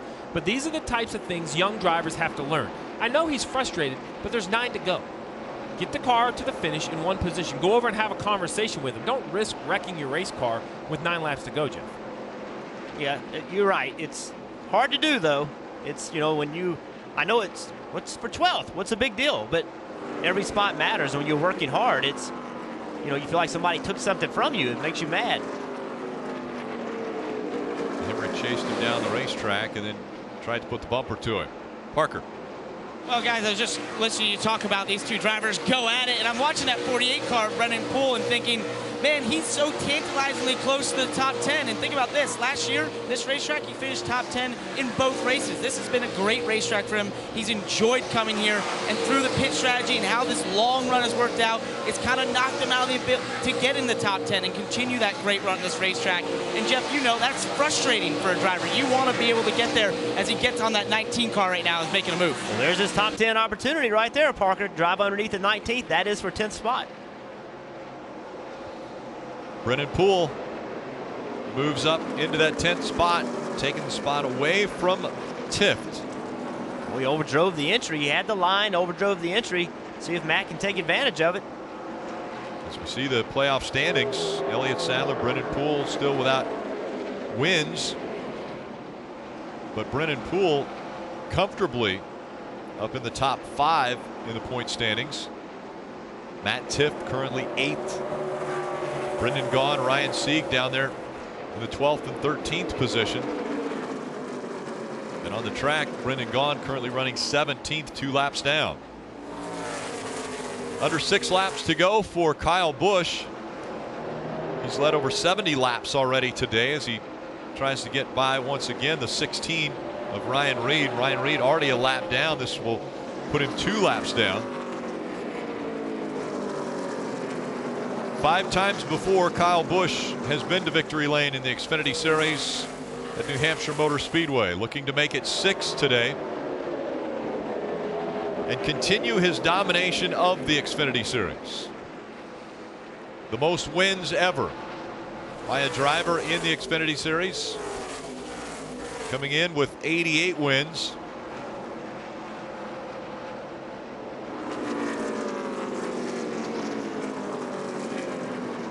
Kyle Busch's last win was a week ago in the Xfinity Series from Kentucky.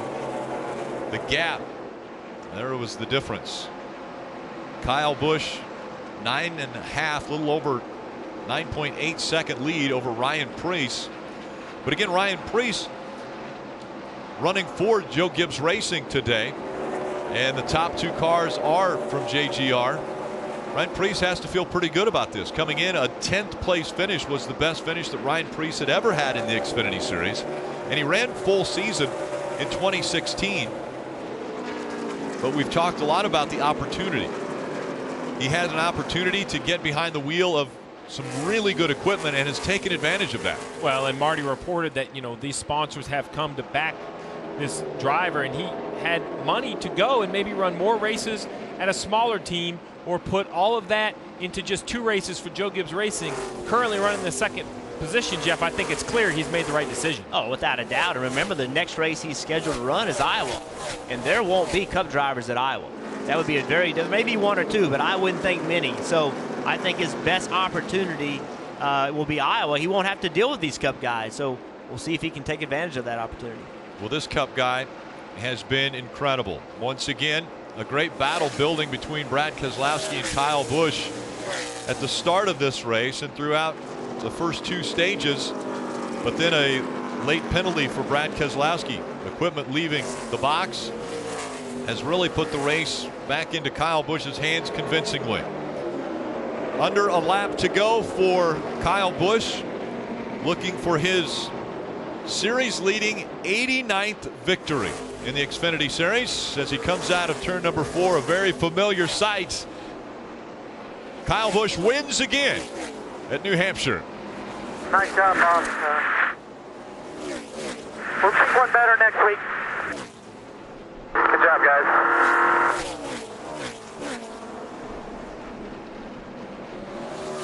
Career best finish for Preece. William Byron, another valiant effort. Byron with 2 wins already on the 2017 season. Kyle Larson, Brad Keselowski wrapping up the final 2 spots in the top 5. Ben Kennedy with a great performance in the 2 car today, coming home in 6th.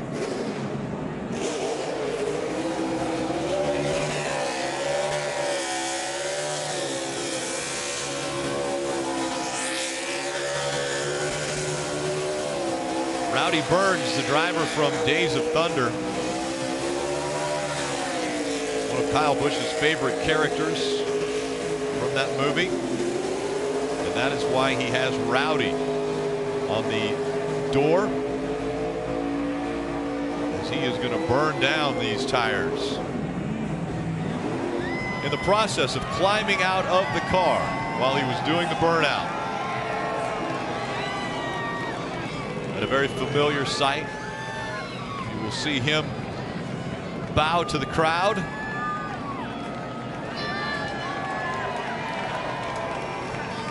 Putting on an unbelievable performance once again as he goes back to the smoking number 18.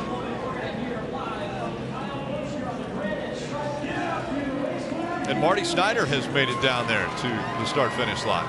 Well, he knows how to do burnouts. There's no doubt about that. We'll let him take his helmet off. And it's so cool. The fans have come down here to get a close-up view of Kyle Busch after a great win here in New Hampshire. And Kyle, what was your reaction when Brad Keselowski had that problem on pit road? Well, you can't always count on the fastest car winning the race, I guess. But, you know, you can count on teamwork. And so we had that today. My guys did a great job in the pits and gave me a great piece in order to go out here and contend with them. You know, we put the pressure on them. We kept close enough that I knew when we pitted, they'd have to pit right after us, and they were probably in a hurry because they knew we were going to have a lap on tires on them. But overall, just great day. Thanks to all the fans. Appreciate everybody coming out to New Hampshire Motor Speedway.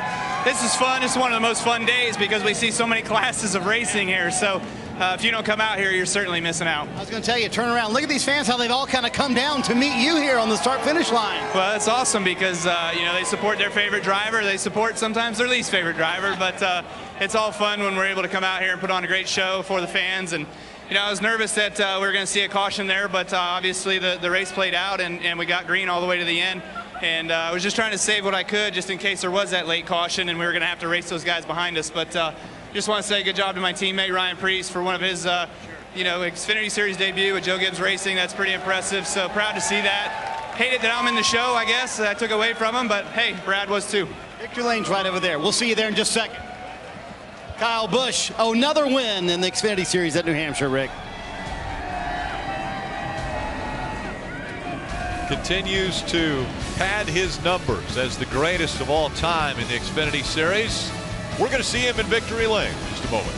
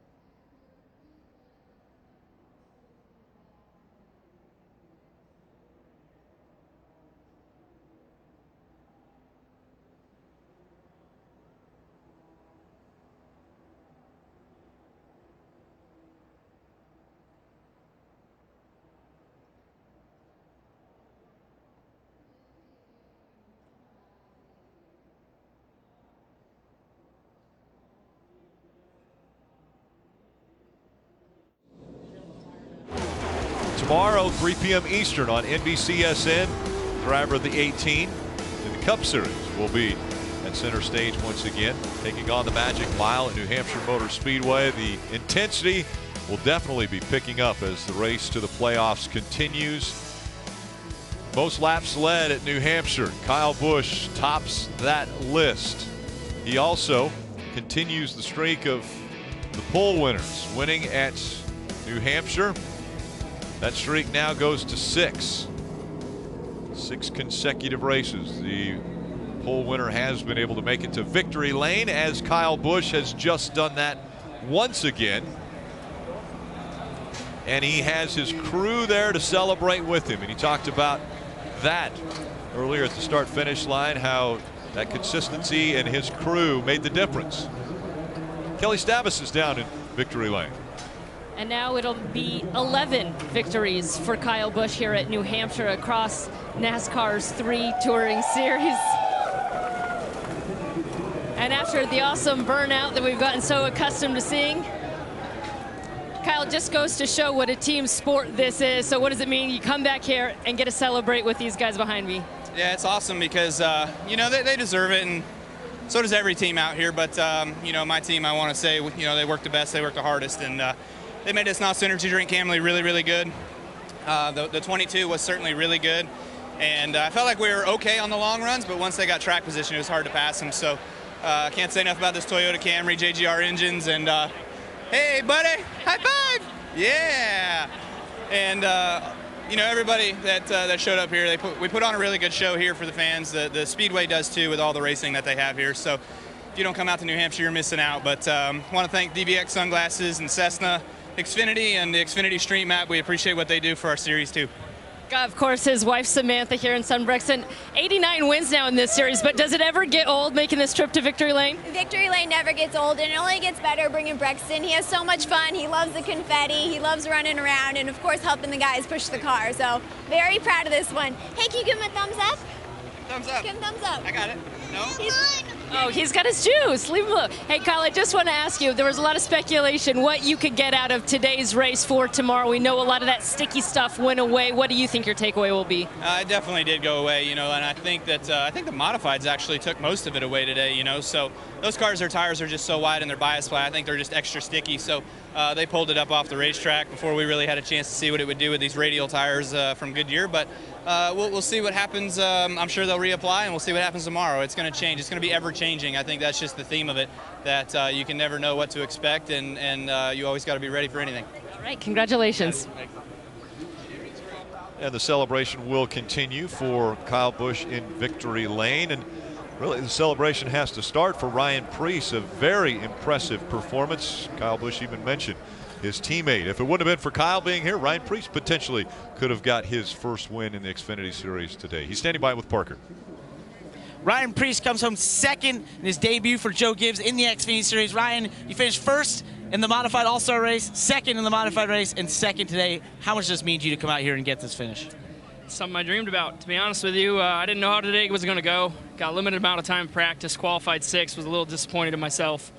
But I told Chris before the race started I usually get better in the race. So obviously he made a great call there to get two tires instead of 4. But man, this one's for all the short track guys out there that might not ever get the opportunity. But I work hard week in and week out with that modified. So to be able to have this opportunity means a lot to me. I got to thank Mohawk, Northeast, Falmouth Ready Mix, Mizzy Construction, GMI Asphalt, and Wildco for coming on board.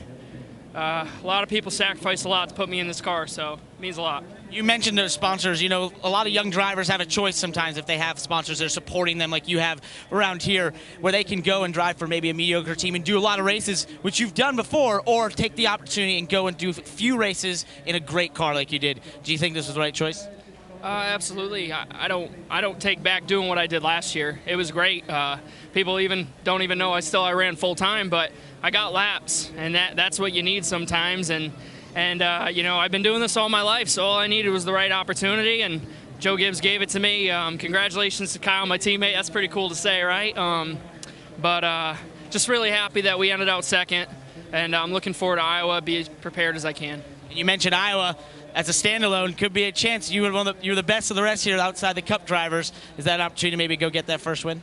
I hope so. I like to win, so you know, I'm definitely happy with this second place, but we got a lot of work to do. I got a lot of work to do. I've only been to Iowa twice, so hopefully I can get some little time in an iRacing simulator, and we'll be good. Ryan Preece was best finish in the XFINITY Series of second. And a little bit of an advantage being at this racetrack because Ryan Preece, very familiar, has run thousands of laps here at this track. Well, listen, track time is important, but time in a particular race car is more important. Understanding the race cars, I think, means more than understanding a particular racetrack. These cars are so different than modifieds. Now, he did run the full season last year, but not in cars this fast. So a good combination, knowing a racetrack and also have some familiarity with the cars. Take a look at the playoff standings now after 17 races. And that cut line of 12. Brendan Gaughan holding on to a 9-point lead over Ryan Sieg. Elliott Sadler, Brendan Poole, Daniel Hemrick still looking for wins. William Byron, another impressive run for him today. Parker. William Byron comes home third here. An impressive run since you've won for the first time at Iowa. You won Daytona. You've been on a bit of a hot streak now. What is it that's changed since that win? Yeah, it's just been good team effort. I feel like we're executing really well. We've had speed at times. We've had decent speed at other times, and I feel like we're all putting it together for good runs. So just credit to the guys making good adjustments. We feel like we're putting ourselves in good strategy positions and able to capitalize on it. As you look ahead right now, we're approaching the playoffs. You're in the playoffs, of course. Is it this kind of momentum as we come through this summer that you need to go out there and contend maybe for this championship? Yeah, I think so, for sure. We're definitely putting together good runs. We keep being consistent like this. It's going to be really good for our race team, and we're able to build faster race cars. So I feel like it's moving in the right direction for us, and we'll catch those guys pretty soon, hopefully. Impressive streak of runs here for William Byron, who finished third. Yeah, very impressive.